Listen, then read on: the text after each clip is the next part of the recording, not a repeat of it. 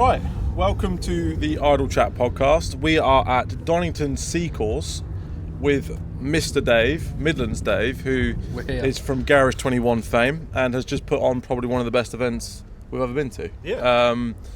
We've got Dave here. We've got some questions from you. To be honest with you, they're all the same question. Yeah, so we won't. Not very imaginative. So we'll roll with just the one. Precisely. But first of all, massive thanks to Dave. UK drifting, we spoke about it in a previous podcast.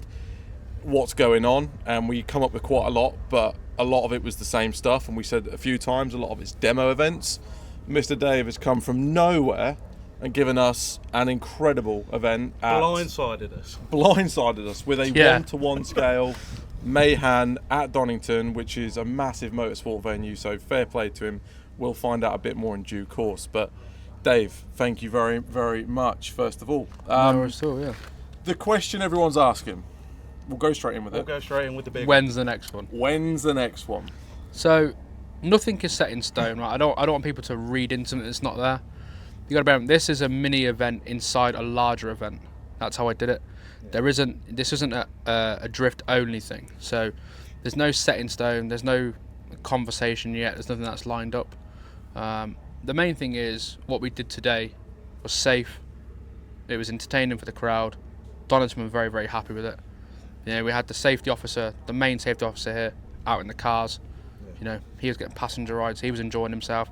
And for that to happen, he must feel it's safe to a degree, right? Yeah, definitely. You know, is it safe to say that this was a test bed? Yeah, to a degree, because I don't want. Can be done? Yeah, obviously it fits 1-to-1, yeah, which is the first most important thing. Because just a question on that, whilst we're talking about that, how did you do that? Because a lot of people are going to go, well, like, you can see it on Google Maps, but how the hell do you get it from Google Maps in Japan to a bit of tarmac in the Midlands? You can now measure on Google Maps. Right. So Google Maps was the key. Yeah. Well, also, obviously, you know, the lads in Japan, especially the boys in Nara, they measure it for me and stuff. People like Shane and other people like that, you know what I mean? Yeah. So they go out and measure bits for me, and we sort of, because you need to measure the real one to then go, is Google Maps accurate? Well, that's the thing. Let's say in real life, or Google Maps says it's 5 meters, but it's not. But let's just use a reference. It's 5 meters wide. Then they go measure it for me. They go, no, it's 8 meters wide. How wide is it? So when you come onto the straight, it's 10.8, and then as it narrows, it's 8.9. We made this 9. It's 100mm wider solely because it's easy with the wheel when we were doing it, which probably benefited most people. Yeah, but definitely did. The left-hander is accurate. The curve of the left-hander is all right. Like, it's a lot of. We drove this on Friday morning to gauge it, to go, yes, this is right. No, this is not right. Yeah. You know, and it's pretty impressive how. I drove around it earlier in a road car, and like it feels like you see the onboard in Japan. Like the layout is. You know, you can see like Martin Richards drove the event. You know, previous European champion and King of Riga and all this sort of stuff. Yeah. And he's like, you know, when you come on that left, he spoke to me a minute ago, when you come on that left-hand corner, you come down the straight and it narrows, he's like, it's all coming at you very quick, you know, and you think... It looks like a real assault on the senses. Yeah, and I think also people sort of now, maybe, it's not that there wasn't respect for the guys that drive Mayhan in Japan, but mainly in the UK, well, they go, well, it's just, you know, you just flick against the wall, mate, but it's when you're here, even yourself, you know, obviously I know you got issue with your gearbox, but when you drove it, another one, another one. But to be fair, I did get 18 months this time. Yeah. And how many warranty? So let's not go into who did what. But you know, like, you know, I think when you're in your car heading down the straight and everything's got this, the walls are coming in a bit. You through the sign. Did you get a passenger lap today? Didn't even have a lap on my own course, mate. Shit. Didn't even have a lap on my own course. The thing is, though, like, you know, like, I'm walking around with a main Donington walkie-talkie, and I've got headsets and shit on. Like, you know, I'm not here to really enjoy it to a degree. I'm here to sort of spectate from a. He needs a passenger ride, so next time there'll be one. I'm sort of here to spectate it from an overall. You know, I'm the sort of section leader. You know, we're sort of making final decisions here and there, and I'm the one that makes the overall decision if there is a problem. Yeah. Like, you know, if there's you're responsible. It's your problem. Yeah. Well, it is, because, like, it's insurance, everything's done through me, and Donington, I'm the one that deals directly with Donington and all this sort of stuff. And to be fair, they weren't. It's not like they were, they weren't unaccommodating. They're very helpful. Yeah. They've watched this, Joe and Andy. Thank you very much, because they're super accommodating for what I wanted to do. Yeah. But I never hid anything from them. I said I want to do this track in Japan. It's a very famous track. It's a 1-to-1 scale. We can make this fit. We need to angle it slightly. Yeah. Because if you have it dead on, where you start, you go down and back and on to the left, down the straight. This bit gets cut short. So that's why we just angled it to make that the right length. Yeah. And they worked for that. They were really happy with it. And I think overall, the thing is, it takes a relationship, doesn't it? It can't just be it's not a transactional affair. No. It takes a relationship to work with each other.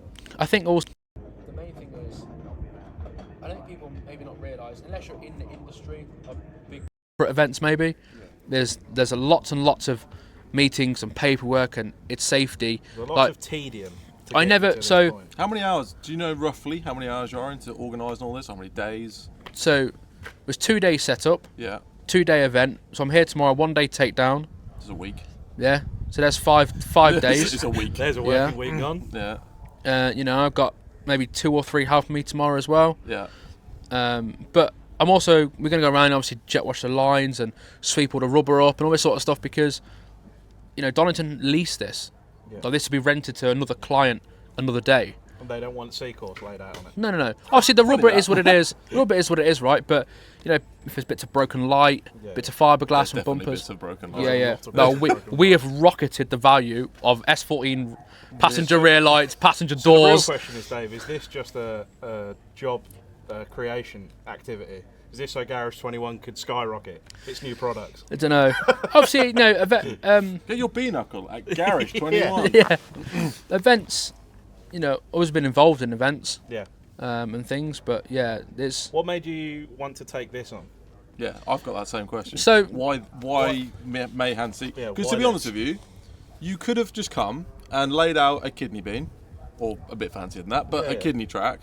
Put some tyres around it, and you would have been set it up in hours, take it down in hours. So why have you gone to a massive wall, tyres here, tyres there, a gantry with C Course above Specific made stickers that look exactly like a C Course sticker. Exactly. Like, why all this detail? Is this because you're just like a nerd and you're doing it? Nah. So like when we when we build cars, isn't it our own touch, right? But we're building a model.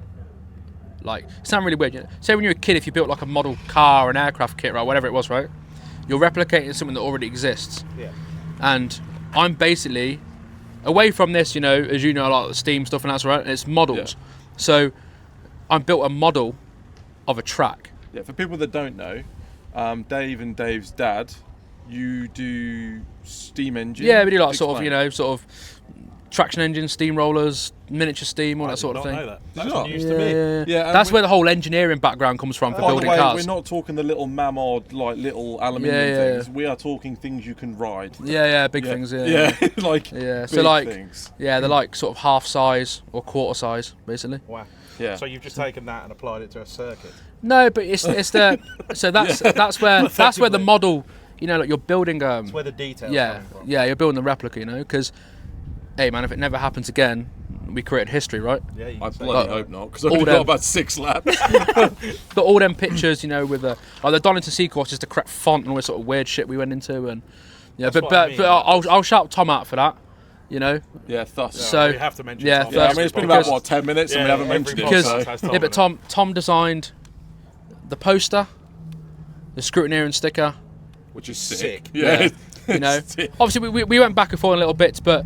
The 95% bulk of it, Tom had done. Like I said, I'd like this and this and this, or maybe just swap these around. But it was all his thing. He did all that. He designed, like I said, the poster and anything else he wanted the background of. There's so much stuff that he's very creative in that way.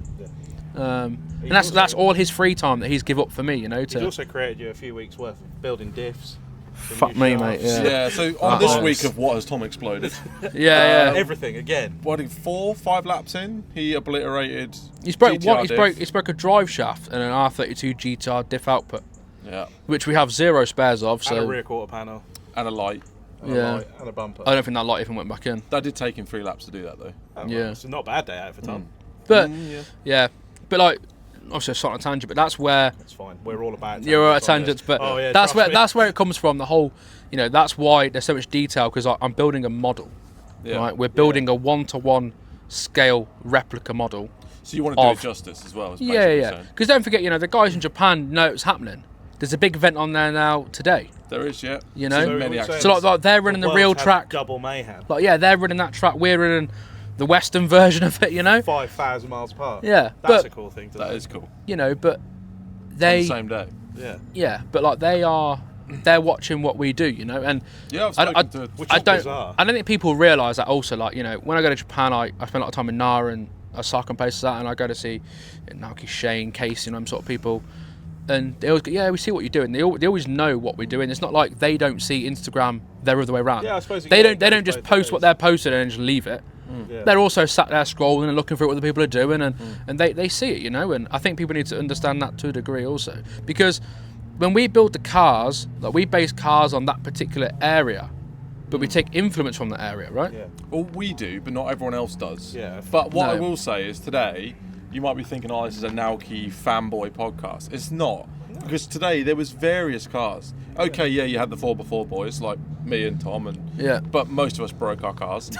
All the people that were supposed to be bang on this course, all broke cars. Yeah. In fairness, we gave it a good go for the 4-5 laps we had, and then broke all our shit. Yeah. But even the guys that are maybe not into, for example, Martin Richards, that is a European competition pro spec car with 800 plus horsepower, Velinos, and he's here because he said to me he wanted a challenge, and when he did the sort of Mayhem style track, we'll call it, at Rockingham, he loved it, and he's come here today and pushed himself and enjoyed it. I think his from what he words says to me earlier was, "This is the best event I've done in UK drifting for the last 2 years."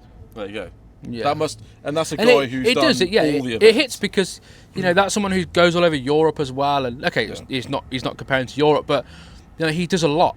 He also has the keys to basically do most events he wants to. Like he has the opportunity. He tried. He said to me, so he phoned me in the week. We're just asking some few things about the car spec and bits and bobs. I said, he said, I'm going to call you back, because I'm going to go bully Phil now and see if Phil wants to drive. That would have been cool. Yeah, but I think he's trying to get his Ferrari things done and that sort of stuff. Well, me too. First world problems. That's it. But my Ferrari's not right. I think all in all, I appreciate also him putting trust in what we were doing was right, and also because he's just not representing himself; he's representing Driftworks and other sponsors, Haltex, and all these are the people that sponsor his car. I think he's Quave sponsored, is he? Or to a degree. There's a sticker on the car, so I'd like to be Quave sponsored. Yeah. You need to be after this weekend. See, but so he's taken their branding and bringing it here on their behalf. So he's also putting trust in that. Yeah. But he's like, weekend events and this sort of thing is more fun to him. And But then we got, I don't know. Let's take. But what I was trying to say earlier was they're not just Mayhem boys. No. There's a real mix of cars here, and everyone that I've spoken to has had a ball. Whether they're in a slammed whatever, or a full-on gripped up to the max, or a pro comp car. Everyone's had a mega time. Yeah. Everyone from Saturday morning. I was here, you weren't, unfortunately, but from Saturday morning when people were like wanding it in, to about an hour ago when everyone is throwing it in. The progression. I mean, I guess that was me telling people to ease in, because I think no one's drifted on here for, I don't know, I would say 14 years maybe, 15 years. Probably BDC was the last time. There might have been a couple of donuts here and there, depending on whoever was renting, if it's for TV use, something. But what we've just done now has never happened here for, So like when they're asking me about the grip levels, I'm like, I don't know. It's good tarmac. Yeah. It's good tarmac. I can tell you that. Yeah. So we were here in 2000 and maybe 14 or 15 with Thule. So we brought James's S15 here. That was when it was like half painted blue and primer. So I did all the engine work on it and the body. I remember. Zilla, was it? Yeah, it was through Zilla Life. Yeah. We brought the car here, and that's when I very first started work with Thule. And we did a Nissan Manager's Day. The Nissan had like R35 circuit cars and stuff doing like the loop down the bottom, and then we were doing a drift here day with here like Team Falcon and stuff on the layout here. Yeah. And back then we were going through road tyres, like probably 3 laps to a set of road tyres, you know. And it was yeah, you know. So you had more grip than you've ever had. Yeah, I don't talk about it. Yeah. The end result wasn't brilliant, but yeah, well. But you know, once there was rubber down, it was. You know, we went on the track, picked a little bit of fiberglass here and there, and your shoes are sticking to the floor. Yeah. You know. Yeah. The rubber when it was in the sun, because I think there's no shade here either. No, this is an open piece of tarmac. Oh yeah. You. You'll probably notice my face is red. Oh, we are burnt. I'm burnt. You know. Hot. Yeah. But if it does happen again, bring a gazebo. Yeah, bring a brolly. Yeah, it's, you know, so like the whole track is in direct sunlight. Yeah. Right. It's which people don't really, all that stuff's forgotten, but track temps are up, tyres are more sticky then, you know, and cars are hot. Yeah. That's today was 28 degrees today. Yeah. Was it? It felt every bit of to it. be fair, I commented to you that I did 3 or 4 laps and the car never got above 89 degrees. Yeah. Because you're doing an on-power run, but not for very long, and then you're going back to a small queue. Yeah. It gives So the car this is a chance to there's breathe. 2 ways to swing it, right, with the queue. So you come off track, you go through the finish line, and you pull up and join the queue. Now, you could go again and again and again and make the pack smaller, and you might get in the flow faster, but the chance of you probably damaging your car isn't greater because your confidence is rocketing extremely fast. You know, like you're like made it. Yeah. Like right, this now we're gonna right. Funny So you should say that. I went out with Danny Wyman, Yeah. and after 4 laps, she was like, "I need to go in because I'm getting I'm too all hyped fired up." Yeah, I gave him a big old clap when he pulled off a really good entry, and he was like, "I need to chill out, because if I don't, I'm putting it through that barrier."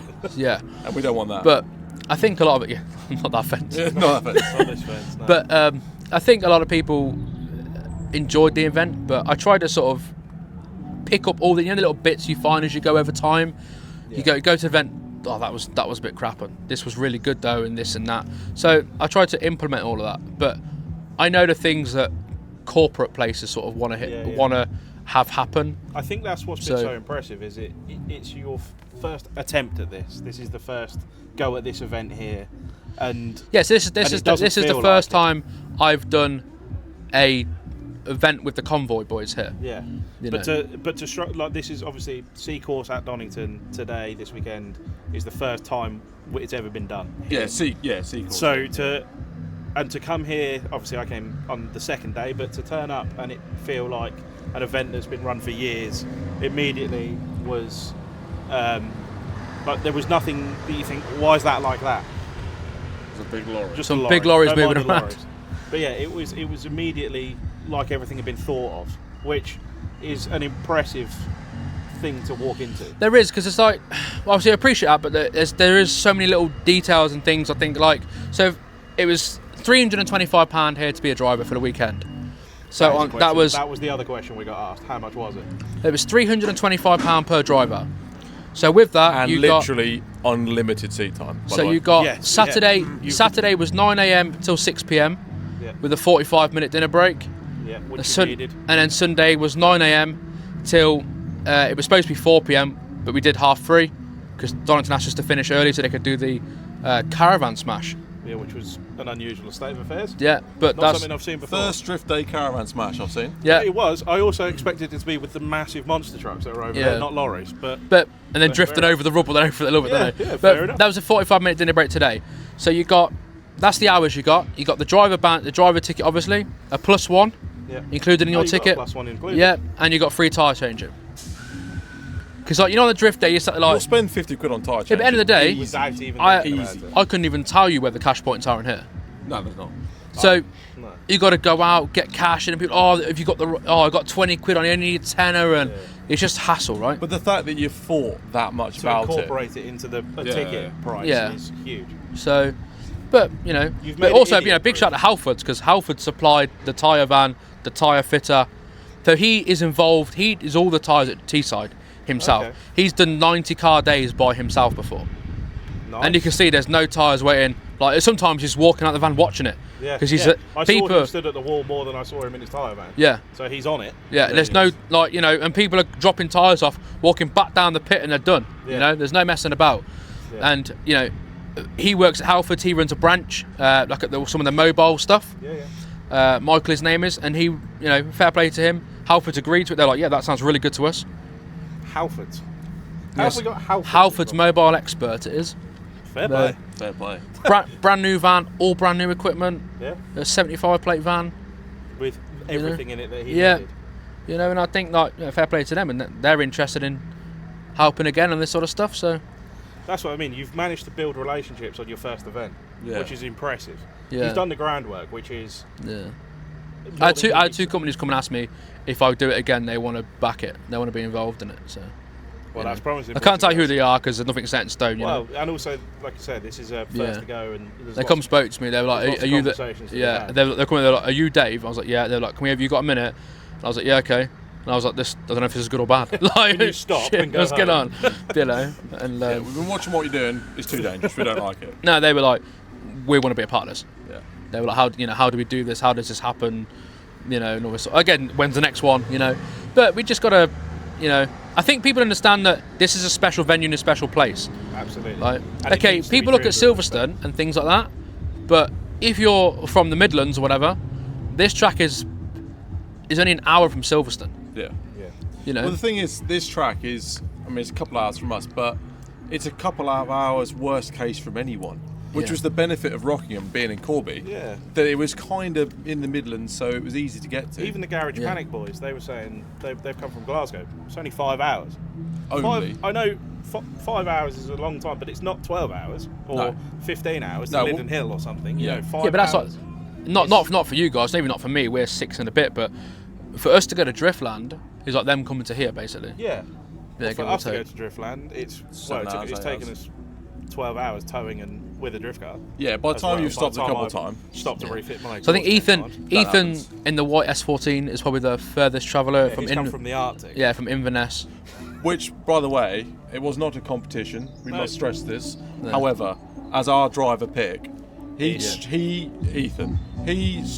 drives that car. That's his daily car. He has no other car, and he was backing it in every single time. Into this corner and phenomenal driver. Yeah. Backies all day and every lap consistent and fast as well. He's only on road tyres. Yeah. So we're going down a tangent. Brace yourselves. So we're discussing this with Martin Richards, right? Some demo events. So by the way, that's Martin's music. You can hear booming in the background. But that's fine. Don't We worry. got DJ Richards. We've got atmosphere. Yeah, DJ Richards. He's brought his decks and everything. So it's pretty big room. But sorry, go on. So take Sweeps' demos at Silverstone. Tom and Dean have done a couple. You do them all the time. You also regular winner, mate. Regular winner. Pretty big deal. Big boy over here. Did a 360 once, went viral, but But what I'm saying is, it's like he'll pick the people I'm taking a piss. that can do it, right? Yeah. Now Sweeps has got a lot of experience in picking the drivers, so he's not going to route. He's vetting these people, right? Same as I do. This is an application event. So you apply to drive and then you are assessed. Which will go down badly with a few people, but entirely necessary. Having seen the track today, you cannot just come and have a go as a beginner. I did that track, and I would say I'm a fairly competent driver.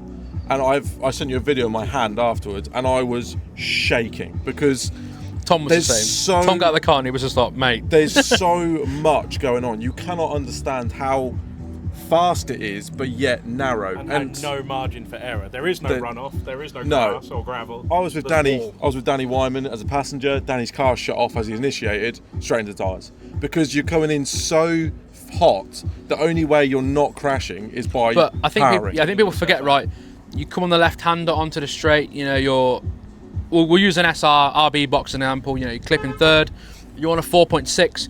You're going down a straight, and it all sort of works. If you get any bit wrong, the next bit is affected, and the next bit after that is really wrong. Yeah, Yeah, which I found, and it's bloody challenging as a driver to do it right. I mean, click third, down the straight, flick, and then pinned in second is hard. There's a lot to do in a short space of time. Most people who had either, you know, clip the tyres, etc. Yeah. You know, I'll always go speak to them and go, you know, what happened? Was it, you know, did you feel? And they were like, because I want people to also enjoy the event. I want the feedback from the drivers.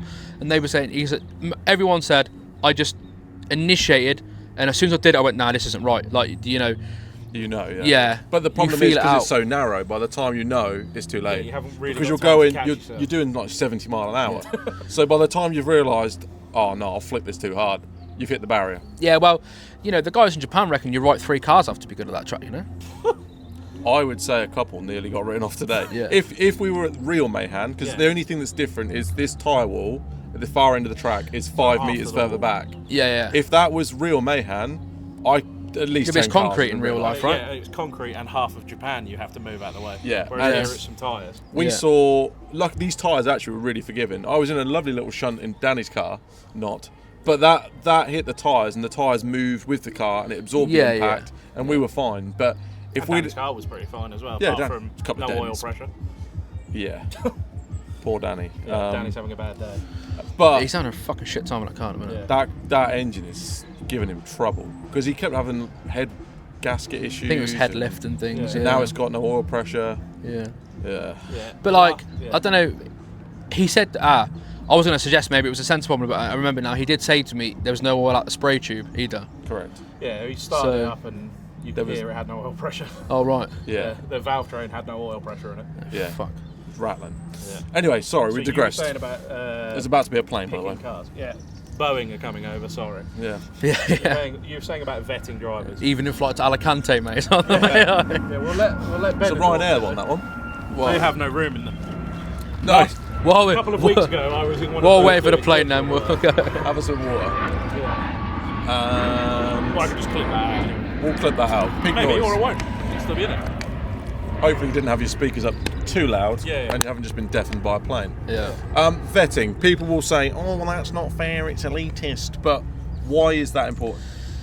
You said Sweeps has a pick of drivers. So, yeah, he's obviously, you know, like, you can't just rock up to Silverstone and be like, mate, I did this thing. So, there we go. Yeah, you know, and the same thing I have, right? You vet these people, and so the conversation started with Martin Richards where we discussed demo events at, like, maybe events that are held at Silverstone, not Sweeps' events, but like maybe paddock demos, other stuff, things like that, right? Or even different shows, maybe even here or other places in the past. But because you got a blue tick doesn't mean you can drive, right?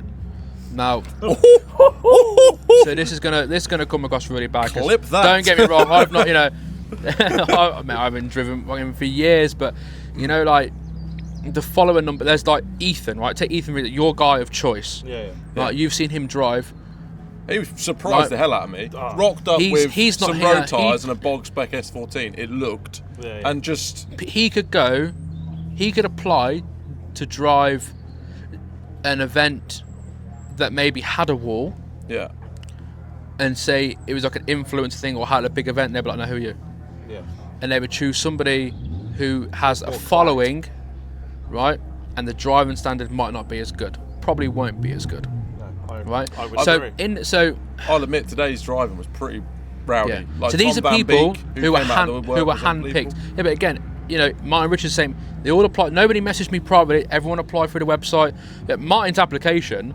I'm probably gonna get my phone, but like, it's like all the things he's won. You know, it's just like, and I think at the end of the day, right? He's like, well, you got to apply. You got to do it properly. You know, and that's a great attitude to have as well. They're the people you want at your event. Yeah. As well. You know, he said to me, he's like, you know, I have to deal with it. Like, he did a little Fraser Doyle as a media for Driftworks. Yeah. And he did like a little interview thing under the sign and stuff yesterday. And he's like, you know, I've got to do that because obviously, you know, sponsors and things. But there are people here that probably who drove today who are picked because their car is presentable and most importantly, their ability to drive. Yeah. Right. I am a massive advocate for drivers.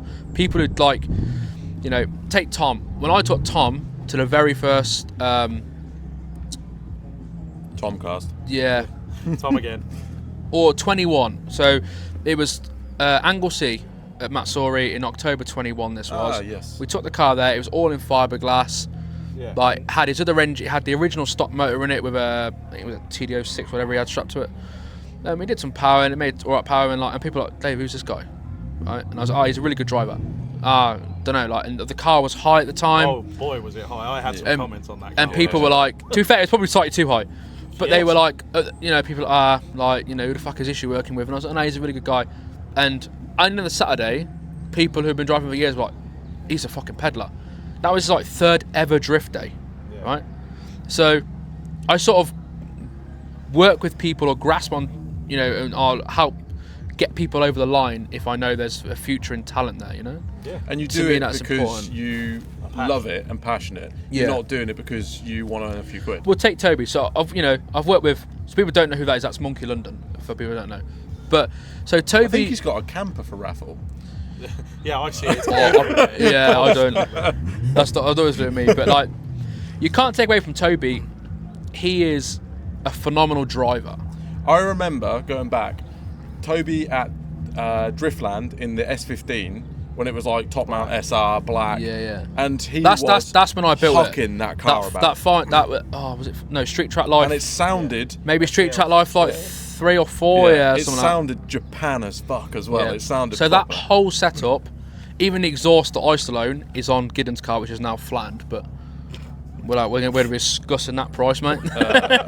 But another guy that drove really well today, by the way. Yeah, a little bit erratic. First event I've ever seen Tom do where he's not got a car in bits in the pit. I mean, it's in bits bodywork wise.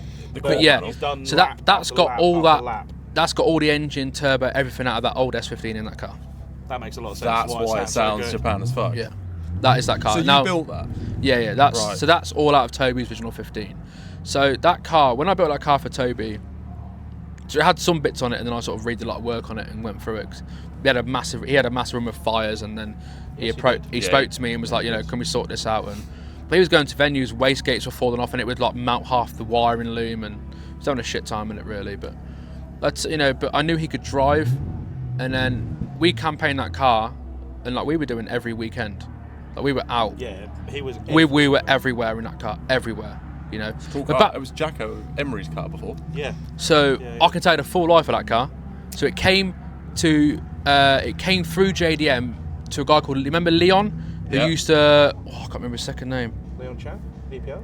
No, it was Leon. It's a guy called Leon who used to rent a unit off Paul at JDM.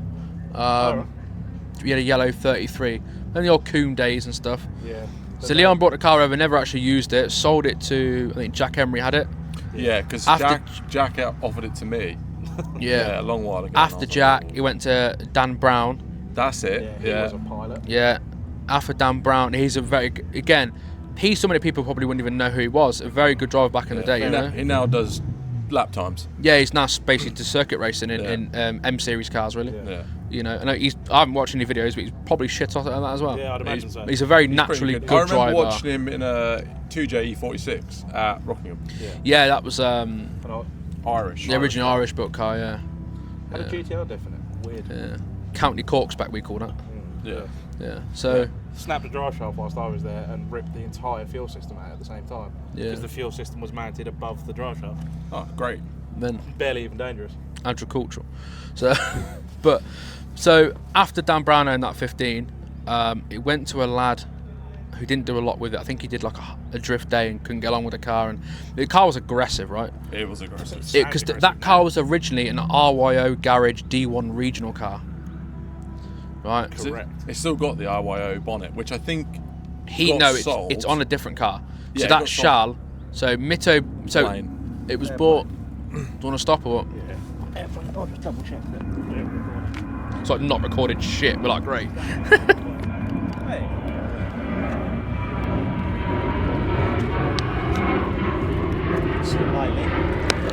I've not drank enough water today. Fucking hell. What is that in there?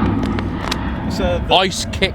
It's really nice. Lucozade Sport, mate. It's like lemon. Special edition.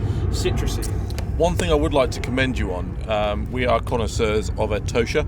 Yeah, the Tosha. I don't know if you've heard about the Toshas. Heard the Toshas. You have sublimed. You've got some really nice quality Portaloos with the privacy flaps. The privacy flaps. The Latvian Toshas. Oh yeah. Yeah. The Latvian Tosha's a bit spicy.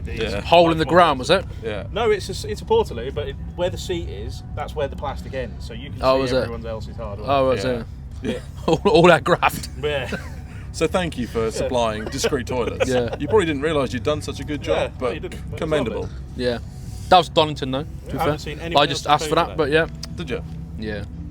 Like, same as the bins and stuff, because like, they said to me in the meeting, they were like, people don't even ask for bins. They're like, the fact you've asked for bins in your pit.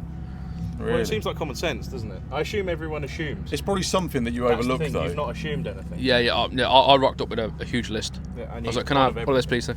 So I alluded on the previous podcast, which you haven't heard yet because it's not out yet, that maybe you'd got a lot of this knowledge from other events, or you were planning or trying to do this event, but effectively at a place called Sturgate in Lincolnshire, which unfortunately didn't quite happen. But is that where?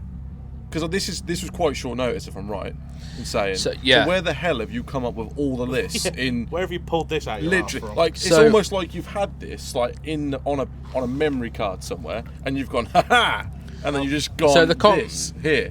There's always been this like a background conversation, I guess, and then the opportunity was given to do it, and it was I had a phone call, and then I had a meeting. So I had a phone call. It was supposed to be a meeting the following week, which would have been 8 weeks notice. Just keep powering through it, will it? Then the meeting wasn't the guy wasn't available, so then we had to delay it for a week. Enjoy your holiday. Yeah. Jet2 Holidays, big shout out. Also, 105 decibel noise limit, but we can have that. Yeah, constantly. we can have Bowen. Yeah. Men. Yeah. So I had a phone call. That was 8 weeks out.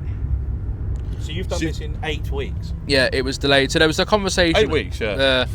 So obviously it was always like this. Boy. We wanted this, we wanted that, and then it was like, actually, you can do it this.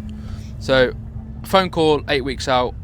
Then I had to have a meeting, and it was delayed. So it was delayed for a week because one person wasn't available.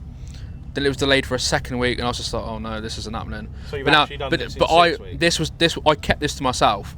Like, I didn't tell anyone about this at all, because we'll come on to that in a minute. And then 6 weeks comes by. First meeting. Are you free tomorrow? Yeah, cool. Right, we're going to be there then. So I get here for 10:30. It was like a Wednesday, I remember it. And we get here, and we meet the people. We go through it, and we walk over to the lake here, and we start looking at it. And so it was just after download. So they're taking the download tent down, which was massive, right? And this is a long walk. Like you can't see off camera, but I've been hobbling. My feet hurt, But blistered. I've walked up and down here. Treat yourself to an e-scooter. Yeah. Mate, it was on the risk assessment. Didn't even buy one. It was on were made. Yeah. The fact that you've had to do a risk assessment for an e-scooter. Yeah, so it's, I had to add it on. Yeah. Jesus. So I have if I actually went out and got one, it was you had to wear a helmet and everything else to use it and to ride around and stuff. I'd love to see you go around here with like a piss pot on a little. Yeah, but anyway, people forget you're at a GP circuit. Yeah. So 6 weeks out, we get the first meeting to go ahead, and they're like, we like the idea. You need to present all this to us. So that's when I measured up what we could work with, and then we had buffer zones, and so we come on to that. So then now we're 6 weeks out. I then flew to Italy 2 days later for a friend's wedding, which was like booked a year and a half ago. Yeah. So not getting out of that. Couldn't get out of that. So then what were we now? Maybe 3 weeks out. I have Dory Fest. So now I build Tom's engine, get all the car ready, which is like 20-hour days solid for a week. We built the engine, the rest of the car, and tuned it, and Tom geoed it and did a lot of other bits, and then we cracked on. I was doing little bits for the event in between. So we are now 3 weeks out, and then we come back from Dory Fest. We start prepping the cars for Ireland for Drift Games Bash. Then we don't go. We decide it's getting very hectic, and Tom's like, it's probably we could spend the money doing better things and Tom's stuff like, like I can break diffs in the UK. I don't need to go to Ireland. Yeah, it's a long way with a broken diff. Yeah, so and in reality, a lot closer to home. In reality, well, I think in total he's 35 minutes from here. Yeah, I think Dean's like 40 minutes from here, 45 minutes. What a delight! Imagine that. What a treat. But so we're at this point we're now 4 weeks out, and then we hammered on with it. And so you've done this. But I would do all work and then go home and do this in the evening. That's why you and look sort like you stuff. need a for 3 days worth of sleep. Yeah. But luckily, he's got a few days to get all this sorted, and all the work that's now built up whilst you've been busy, you've now got to try and. Yeah. So all the customers, I appreciate all your patience. So what does, for people that don't know, what does Garage 21 do? Who are Garage 21? Yeah, because some people will know, some people won't. Just a workshop based out of on the outskirts of Coventry. Was in Coventry, and it was our 11th year in business. Yeah. I've done. So I built James Tooley's red Rocket Bunny S15, which back then was probably like. There's actually Tooley was invited to go out to SEMA when we built that car, and he went out to SEMA with Alcon because we were sponsored by Alcon Brakes as well at the time, which they approached us because they really liked the car, and he met the man from Rocket Bunny, and he showed a picture of that car on his fridge in Japan.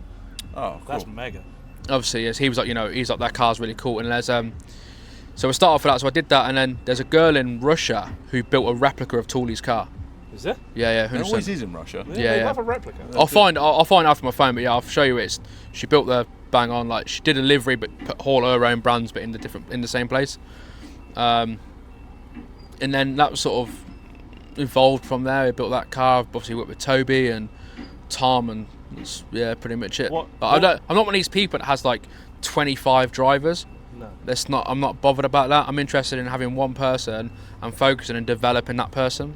Yeah. But obviously people's lives change, and of course. Tooley's high up at JLR and stuff, and he has a lot of commitments work wise, and he's doing like work to his house, so he takes a little break, and then obviously Toby does wanted to do different things and this sort of stuff, but he wants to drive again, so he has got another S15. He wanted to get me to get the car done for him for this event. And you were like, I can only do so many things. Yeah, there's only one of me, And already spinning. like some days I'm like, fuck, this is, So you run Garage 21 entirely on your own? Yeah, it's just me, yeah. It's a one-man band. But yeah. Well, you have got someone starting, you said, I think. Yeah, Neil. His first day is tomorrow. We're going to be here. So, yeah. But what got you into drifting? Why drifting? That's a good question. So, I'll tell you what. We'll ask a question first back. When did you sort of realise you liked Japanese cars away from drifting? Because I used to buy Japanese mags. I used to leave school and there used to be a shop opposite that always used to have them. Banzai and Japanese Performance magazine and stuff like that. So I was a Max Power boy when I was a kid. See, that didn't really interest me. I thought the cars were all ugly as shit. What got me into modified cars. My dad was into rallying, so that got me into motorsport. Max Power magazine was my own youthful take on cars. Yeah. And then I realised I didn't like Saxos with goldfish bowls instead of rear lights. I was more interested in the Skylines that were in it, or the 300ZXs, steer from the rear. I've mentioned them before twice. Can you remember steer from the rear? The flip painted 300ZXs. I was always interested in the cars that were doing something, not just I've got a million speakers and here are my goldfish in the back. And then that led to buying Banzai, Japanese Performance, and that led to drifting. Basically. So I think I joined Driftworks Forum, I think 2007 maybe. Yeah, Driftworks Forum not far behind you. Yeah. Yeah, so I signed up and I used to go on it in school and stuff, Same. And I used to sit and scroll through it. Yeah. And people don't get, back in the day, I think you had to post, was it 10 times? Yeah. Or interact 10 times before you could then make your own posts. Yeah. That's it. So you just go for build for sit build, mate. Yeah, it's just cool build, mate, and just bang that up, and that get it all done. Emoji. Yeah. That's old school for people who don't realise that. Yeah. But and I think Cov JDM was my username back then. Oh, I remember. What was your username on that? Callum Power. Nissan R34 Cal. That was my car I liked at the time. Yeah. And then people used to think I had one. And I was like, I'm 13. Yeah, obviously, people are like, I probably shouldn't be talking to you. You're a stranger on the internet. Yeah, but I think the world's a different place back then. It was, it was a bit less scary. Yeah. But yeah.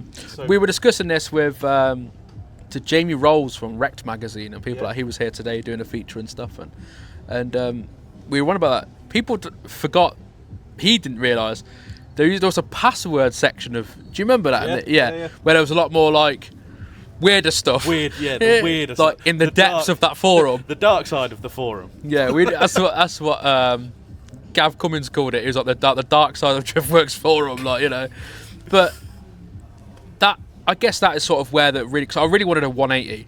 Yeah. That's what I wanted, and you know, I'm like 16 at the time as an apprentice, and they weren't that much money back then. Don't forget. No, I know all about it. So, and there was a grey one. I remember it. There was a grey one for sale in Ireland with an orange cage and a built SR in it. And I spoke to my dad, and I was like, "I'm going to buy this car." And he's like, "What?" I was like, "I'm going to go to Ireland and buy this car." I was like, "But I can't drive because I'm 16, so you need to take me." And then he was just like, "I think this is a good idea," you know. So I left it, like, no, and then I bought one from a guy. I think it was Macclesfield. I went and bought an S13, and yeah, that was my first one. And I street drove it. I took it to college and everything. Yeah. How were you? 17, 18? No, that time 18. Yeah. I had one at 18. Did you? Mine was RB25 swapped as well. Sick. So God's engine. So I put a 25 in it. Dave. I knew. Yeah, I put a 25 in. Had an RB20 Boxer. Yeah, that's fine. Yeah. It's fine. Yeah, but back then, like, you know, 300 awesome road tyres was the thing. I remember, like, if you had Geomasters, you were the boy. If you had brand new road tyres, you were the boy. You know what I mean? You weren't picking them out of Quick Fit. Yeah, you know. At the back of Quick And I Fit. think that's also a massive change because I remember going to the tyre shops and like 265s were a common-ish size, but 225 4018 is what we were getting at the time. Everywhere. Yeah, you know, because there was loads of production cars, Audi A3s and Mercedes all around that tyre size. And they're all Pirellis and Michelins and, you know, any sort of tread on them, we were like, it's got a dip, rub your thing, it's got a dip, yeah, that'll do. Yeah. You know, we're taking on the it. wear bars, that's got loads on it. You know, and I guess did you used to drift then? Yeah, I used to drive as well, yeah. So I did. where I used to go to at? Birmingham Wheels. Yeah. So where I used to work for a tuning shop on the Birmingham side. We were in Coventry, it was on the Birmingham side though. So we used to take the cars. Yeah, we used to take the cars from work. There was two other guys who worked there, both had S13s, so all three of us had S13s in the end. Two RB25s, like mine and the other lad, and the other guy had a 1UZ in his. Oh dear. Oh, Yeah. sorry to hear that. Yeah. But that was like... That would have been a rare swap back then. Back then, yeah. But we did a lot of UZ work at that workshop. Okay. So we were way ahead of the time doing that sort of stuff. We were doing ITB conversions on them, R154 swaps on them. So we had all the billet conversion plates and stuff made. This is like 2000 and, I don't know what, maybe 12, something like 2012 we were doing that. And that's, So you came straight out of what, school and went and did I worked for that guy when I was in school. So like I did work experience. Is it like when you're year 10 and you're sort of 15 in the UK, something like that? Yeah. So we did that. I did work experience with my dad, and then in the last summer I finished school. In that summer holiday, I started working for a tuner and I worked for him. That was it. And then I worked there. I'd worked at another place as well for the apprenticeship. So one of my dad's mates owned a garage, and because we were doing mostly motorsport stuff, there were certain college things that I couldn't get done. So I'd go there, do little assessments, and because we didn't have cars with ABS or anything, you know. So like a little bit to get a degree, to get a qualification and stuff, you know. So I'd back and forward, and we did that, and then I worked there up until December 2013. I left there, and then I set up Garage 21 in 2014. I had a unit as well I did work from in 2013, but 2014 is when I started up Garage 21, you know. Give us a 30-second talk on what Garage 21 is. What do you do? Workshop, build cars, sell parts, events. Now events, yeah. Now events. But specifically, I think I'm right in saying you sell parts that not necessarily that you're selling for money, for profit or financial gain. You're selling them because you believe in them. Yeah, so basically, drivers. There's nothing on my website I wouldn't run on my own car. Yeah. Right. There's people who sell all sorts of shit. Right. That's what I'm trying to politely say. And then you look at their car. I'm like, you don't run the stuff you sell on your own website. Yeah. Well, no, because they're chasing a profit margin, right? You know, I sell Rays, and then our cars all run Rays. You know, we run Rays, we run HPI. They've all got ORC in them. They've all got the ORC clutches and stuff. You know, and it's all most stuff of the stuff you sell same as the workshop, though. High quality stuff. Yeah, but also same as the workshop. You know, genuine Nissan, Toyota, and stuff like that. But I'm not interested in. I can't be asked in the job twice. Right, that's the first thing, because most people aren't going to pay the labour twice. In reality, it's a business point of view. Correct. So, if it's a £200 more part, but it's £500 labour to get to that £200 part difference, we'll just put a better part in it. You know. Yeah. And I also explain to people that, take on a drift day, for example, if you just maybe miss 1 or 2 days but build the car better, the downtime is way less, you know. So when you finally do go, you'll get a load more seat time. 100%. Unless you're Tom. Do it right, do it once. Yeah. But Tom's not an equipment issue. Tom's a Tom issue. Tom's a Tom issue. Yeah. But the thing is, you know, Tom is chasing perfection, right? Yeah. And we'll just finish what we're talking about regarding the garage and stuff, because I know you love a tangent, but yeah, we do end up on tangent. But the workshop we just do basically. It's now performance. It's always been performance Japanese stuff, and we do. There's one or two performance car dealerships I do bits for now, like particularly imported American stuff like F-150 supercharged trucks and stuff, because most people don't want to touch them. They don't fit on the ramps. No. You got to be on step ladders to get into the bonnet. You know what I mean? Like, because these are all jacked up things. You know. Has that been the inspiration for all these S14? Yeah. We just basically take the same Fox double shock suspension lift kits and stick them on 15s and stuff. The problem is here, Dave's sick of putting cars on ramps, so he wants to be able to drop the oil without having to put it on a ramp. Just reach under people's cars. That's it. Yeah.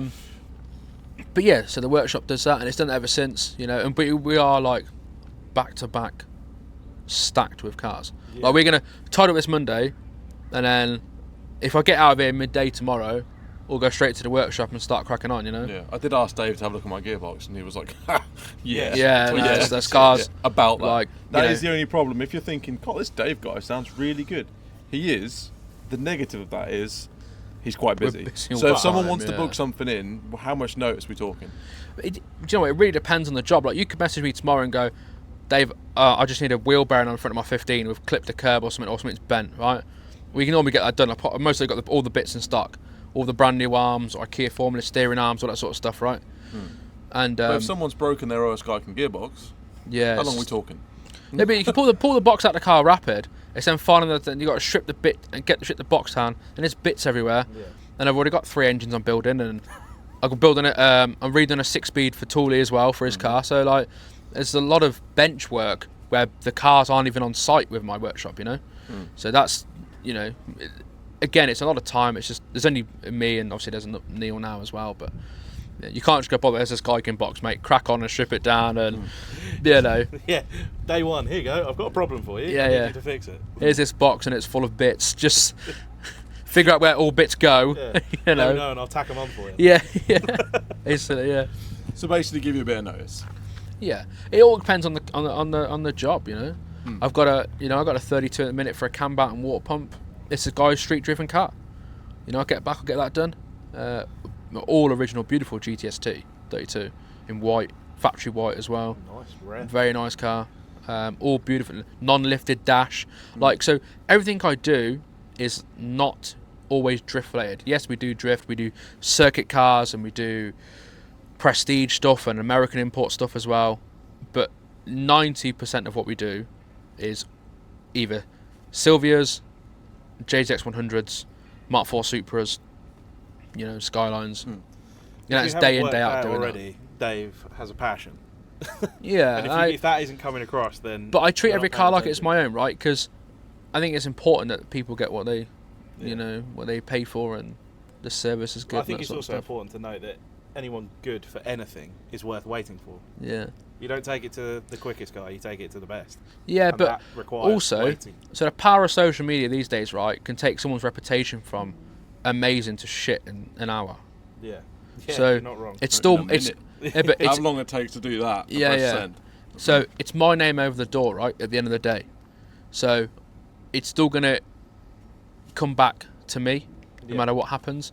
I'm what's got to answer for it. So, you know, the car is like, even, you know, people do bits for me or whatever, like say Neil does a job, whatever, you know, I'll still go road test it. He might pass it off, I'll still go road test it and just check it and stuff, because like I want the customer to get what they're wanting and everything is good. You want to hold yourself to a high standard. Yeah, 100%. Yeah. But that takes time, which means you have to book in advance. Yeah. I have a question for you. Yeah. You've been drifting a long time. You've been in the scene a long time. I've been in the scene quite a long time. Where the hell did Tom come from? Where did you find Tom? Like, so Tom, because Tom's not been doing it that long. You said 2021, so what's that? 4 years. Yeah. And he's turned his up first and been drift like, day, "Hold my beer." Watch I this. think he drove. Yeah. I think the first time I saw him drive was Matsuri, and I'm going to be honest with you, he did crash a bit. But when he didn't crash, he was flying. Oh yeah, we went flying up. What's the track with the hill on it? The Togo one that they did. Yeah, they call it something. Don't know what it was called. Anyway, we came over the hill. We were flat in top of third, and it's blind, that crest is. Yes, it is. Then he was like, "Yeah, we got." I was like, "Well, yeah, go for it. I'm not bothered." Like, and we went over the hill, and the car washed. We mounted this tractor tyre. There's pictures of it online somewhere. You'll be able to find it. Were you straight in the control arm with a trolley jack? Oh yeah, that was skill. That was. I'm gonna blow my own trumpet there, mate. Well, that was skill. That was pretty much spot on as well. So we had a trolley jack on its side, and we jacked it off the bulkhead and bent the. We didn't even take the steering off the car. We just bent it straight. Had him drive it, and he was like, "This is bang on." And we were back out, you know.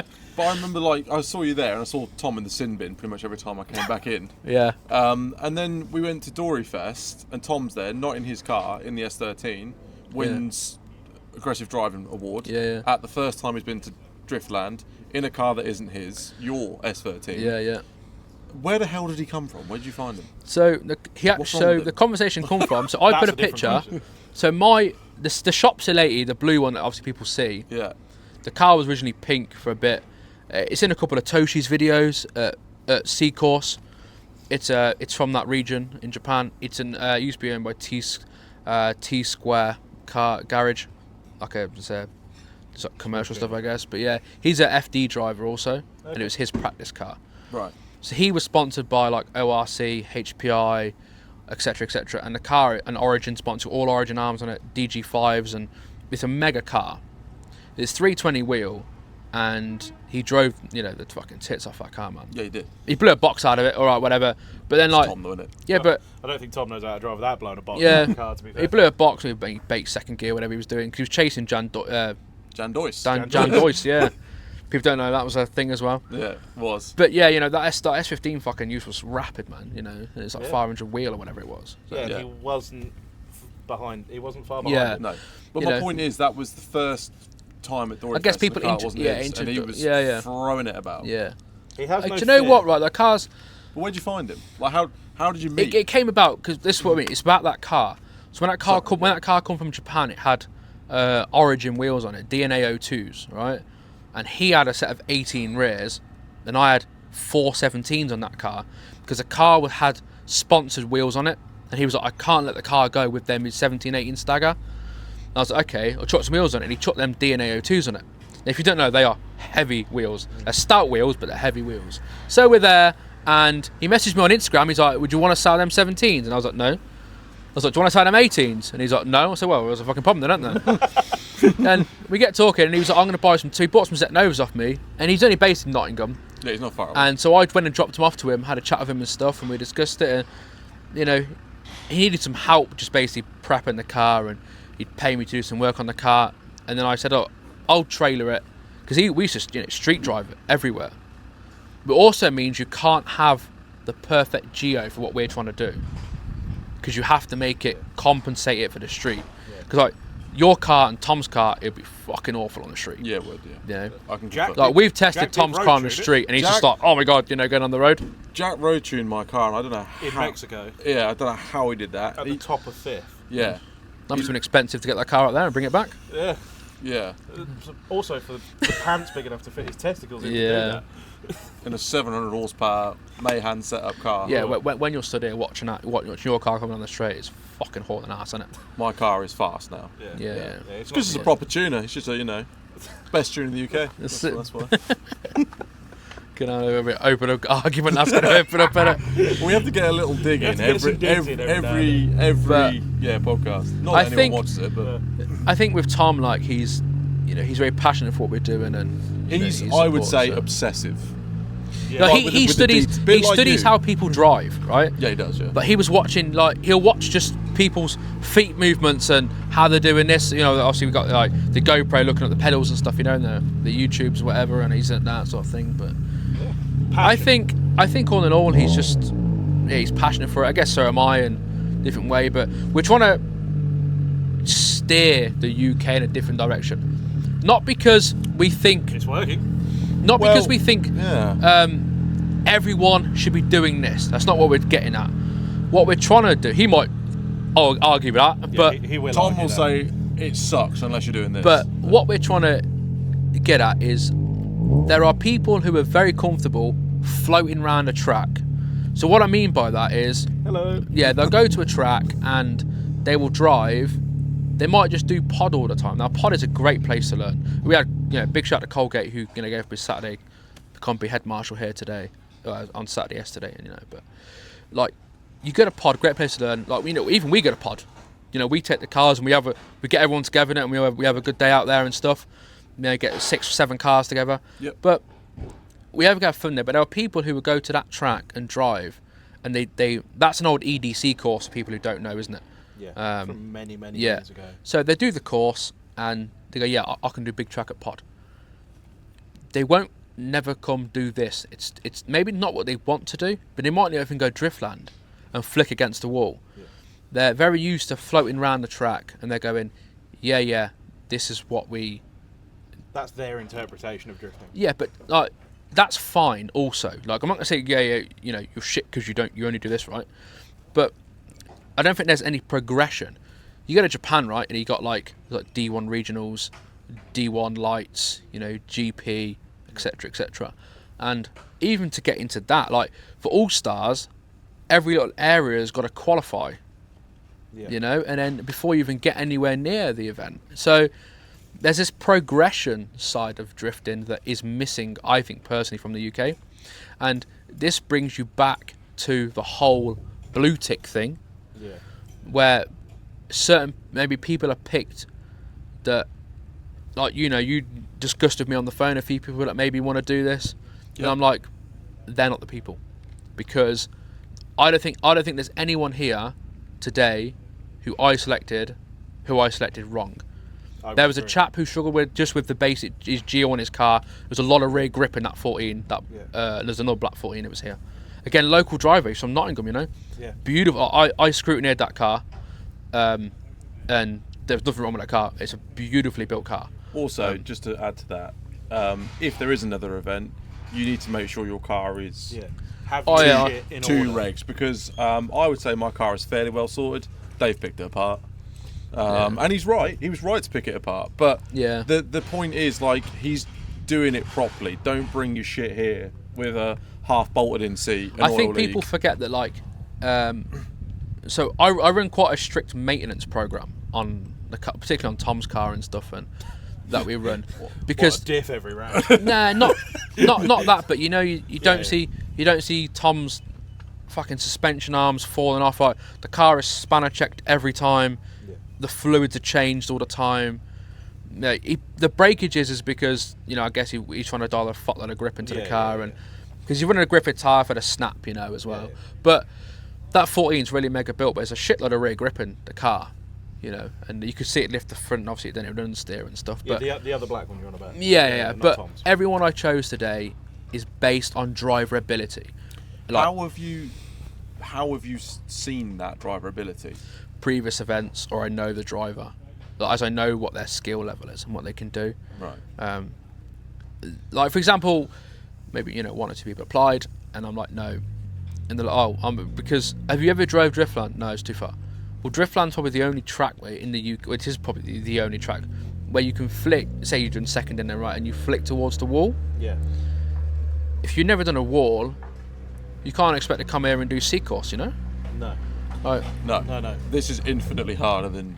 But I got people who are European champions going, this is challenging. Martin crashed today. Yeah. Martin crashed. Yeah. And he's one of the best drivers in England. He brushed the tyres. Yeah. He didn't, we didn't write it up. No. He didn't. But if the insurance company's watching, he didn't make it any further around the course. Let's say that. Yeah, he came to a nice gentle stop. The car did drive off by its own power, though. Yeah, it did. Yeah, he bent a tie rod. But no one wrecked their shit. No one wrecked their shit. I mean, a lot of bumpers and lights. Oh yeah, rocket divider them boys. But but no one's going home with a car and a trailer that's written off. So that's where it comes back to the whole picking the quality of the driver, and that, if this ever happens again, it will be exactly the same process, But we reviewed Instagram videos, we were going through and generally looking for stuff and this, that and the other as well. So if you wanted to apply, make sure that you've got an Instagram account with footage of you driving. You also need to be of a certain standard. And 100%. End of the day, right? This is a drift exhibition. We are exhibiting drift cars and UK style or culture or drivability. to the general public, a monster truck is America just woke up. Yeah, that's. We love a V8 in the background, don't we? Yeah, it's a 4-wheel steel redneck truck that's Nice. going around. But you know, like we're as an exhibition, it has to be good, right? Yeah. And I don't want to be picking cars out of, tyre walls and every 10 minutes. Those that didn't know, that today was tagged onto the back of truck racing. Yes, Wasn't it? not just truck racing. Yeah, Well- so the show is called Convoy in the Park. They do 3 events a year. They do 2 of the venues as well. This is their main one though. This is like the biggest one they do. Yeah, but So this is rammed. yeah, it is absolutely heaving. The other side of that bank all day has been 1,000 horsepower racing lorries and all sorts of carnage. So this hasn't been a solo event. You haven't hired Donington to yourself for the. I just created the C Course is the event. The event is called C Course. Yeah. And it is, 1-to-1 scale, but it's an event inside a bigger event. That's how we did it. Yeah, which means that there's a lot of cross-pollination, which could be a huge step in the right direction for UK drifting. Well, there was a lot of people watching on that bank today. Yeah, that bank was full all So, day. the health and safety executive from here, he come and spoke to me later on. He said he'd spoke to people on the bank, and they said it was more interested in watching the track. Well, drifting is though. That's what's so attractive to a lot of people. It's all the bits you want to see on a grip day, but all together. Like you've got cars out of control, cars crashing. Yeah. It's So a lot more originally, exciting than just he's 1.6 seconds quicker in that sector. So originally, this would have been the U before the left-hander. The track originally was going to run the other way. Right. So, again, But you thought throwing it a third gear towards monster trucks was a bad idea. But also the crowd are seeing a wall, right? Yeah. And then the top of a car. Yeah, that's They're true. looking down. Yeah. Now, when you, as a spectator from here, so people who don't know, the tarmac lake is here, and then the people are here looking down at an angle. That bank that you can see in the background. Yeah, was the bank basically, we're on and it gets higher as you go behind me. But the idea is you're sort of, I treat it like a gladiator arena. Does this make sense? When they're like, people are looking down, they're like, We're in the Colosseum of drift. yeah, basically, like you're, America. like you're looking down, right, and you're watching this, Some of the clips I saw. these guys throw down, man, in 25 grand minimum cars, Yeah. I wish it was 25 grand. Yeah. No, but some of the boys here have got that, and there's, up to, Yeah, no, I know what you're saying. drift works are probably horrendous amount of money to that 32. No one needs to do the maths on the But- drift car. No. Yeah, and that's how we want it to be. We want people to look at it and go, they're seeing, because like the car, it's a single run system, so the car comes down the wall, does the lap. And when the car is then heading back, the next car's released. So like the crowd are watching this, then they're watching this, because I think also people need to remember we're showing drifting to people who aren't interested in proximity, and they are, but you could be. They just don't know it. You could be 4 foot apart, and they're like, "That's incredible." Yeah. As we're looking for Yeah. 4 inches apart. It's different, right? Yeah. So you need to see the smoke, massive aggression in transitions is like, wow, did you see that sort of thing? Yeah. So I think that's how we did it, and obviously this track allows that to happen also. So we got 2 benefits from the same thing, because people come down the straight and they're obviously snapped to angle, Yeah. and the crowd are like, is he not going to make it? Do you know what I mean? So were we. And we knew what to expect. Yeah. I was driving and I thought that. You are, is this the run? Is this not the Am run? I not going to make it? I don't know. So, as I explained to Donington, this is about a spectacle for them to witness, in person. So if this, in a perfect world, you get the green light to do another one, is the idea to continue to tag it on the back of other big events and generate the spectacle as well, or do you have a plan, or is that all up this is in the going air to sound a bit weird, but loyalty is a massive thing to me. So Convoy agreed for me to do it. So if Convoy want me to do it, I'll do it. Okay. Right. I'm never going to go. What? I've So grown out of that now. Convoy is what, once a year? Yeah, here it's once a year. Yeah, it goes to 2 of the venues also. One is I think one is Thruxton. Yeah. Thruxton, is that right? Yeah, and the other one I couldn't tell you the third one is. Okay, fair enough. Maybe, I don't know where it is. I don't want to say 'cause in case I got it wrong, but yeah. It's but they take the truck races now and everything, everywhere they go. But this is their biggest one. If you haven't been, it's serious. Well, yeah. Well, really serious. There's 1,100 show lorries here, right? So there's 1,100 show lorries. There's the drifting obviously we've done. There's monster truck rides. There's a whole kids section where there's like mini monster trucks and little lorries you can drive. You can drive full HGVs on the other side of the tarmac lake. You can go drive it if you've never driven a lorry before. I've never driven a big HGV with a trailer, but you can go do it. And there's you can. Why there's was like I here? I could have gone and done that. There's like machines you can play with the cranes and like it's a very family event. So I also rowdy last night. Yeah, but I take that. It does have a party. It does have a party. But there's, I take that into account when I'm planning this sort of thing because they don't. The whole Japanness is going to right of C Course for here is like it's bullshit, right? It's like people don't need to see the general family don't care that there's a Donington C Course on. They don't care it's C Course. No. They wouldn't even know what that was. They're like the car's coming down and it makes the angle and it's entertaining. Yeah. And the same people will sit there for hours and watch it. Yeah. Because the cars are rotating. It's hot today, so people are going like they're hot, the cars are hot. Yeah. And they go, well, I'll just come in. And then, but while they're coming in, two of the people are waiting to come out. So the cars are rotating all the time because we run open pit lane on this layout, Yeah. Obviously, like as you know, as a driver, Saturday morning, the first 3 hours of the first day is busy on track. Most people are out, but then people feel it and they go, "All right, I've got this now, or I haven't got this, or I'm gonna have a little break," because like you see, you come in, you're like shaking a bit, you're like, Oh mate, that's the most nervous I've been for an event in a long time, and the most adrenaline I've had from an event in a long time. Yeah. It's like you don't know, man, you weren't there. Crap. Sort of thing. Yeah. You don't until you've done this layout. There's so much visually going on. You've got a wall here, you've got tyres here, you've got first, obviously, second, then it narrows. Third onto the straight, and then it narrows. Then you've got to get it flicked towards the wall. Then you've got to click second, and if you miss second, you're going into some tyres. Or there's so much going on, and you're moving as well. It's a lot, but it's really rewarding when you get it right. That's what Dean said. Dean was like, so Dean got here very early Friday with his car, and we started doing a couple of runs with his car just to feel it out and test the grip level and make sure we were all good. And he was like, when you come on the left-hander onto the straight, and he's like, it's all whizzing past you, it's cool as fuck. Like it's Dean described me as it's like you're going through warp speed.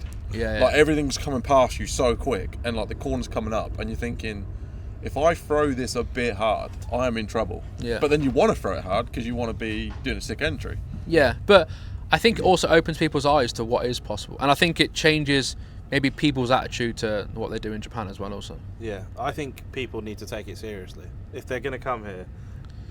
This isn't a game, right? This track. No. This is somewhere you come to improve. You don't come to just do a drift day. You come to lightly crash to find your limits and improve on it.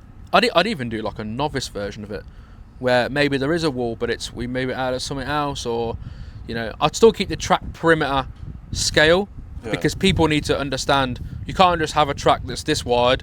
And then you send them on the real one when there's barely any runoff and it's this wide, so you need to. We just don't, I don't know. I think change as well, it. you improve quicker when it's more difficult because you have to. But I'm looking for people who want to get into it but maybe aren't confident in what they want to do. But again, that comes back to the point of maybe steering the what we're trying to do a different way.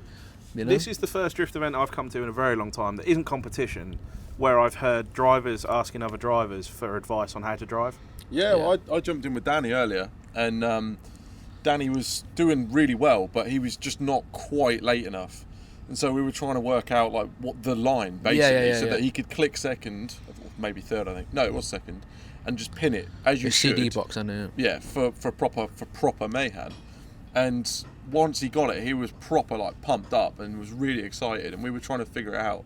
But I've never been to an event with Danny and been like that before. Danny's just gone out and done it. Yeah, because I would consider him a very, very good driver, you know? Yeah, he is, yeah. He is a good driver. Yeah, Really 100%, good driver. 100%. And he's very comfortable in that car. Yeah. So it's... Yeah, but, okay, he's had that PS for what, I don't know, a couple of years now? Because that's a reshell, isn't it? It is, but it's the same car reshell. Yeah, but what I'm saying is, I think he's been through 2 shells in, I don't know, maybe a couple of years. Cool. I don't know when he had his black PS, because he had a Sil 80 before that, didn't he? Yeah, but what I'm getting at, it's always been 13s. Yeah. He's very experienced in a 13 platform. Yeah.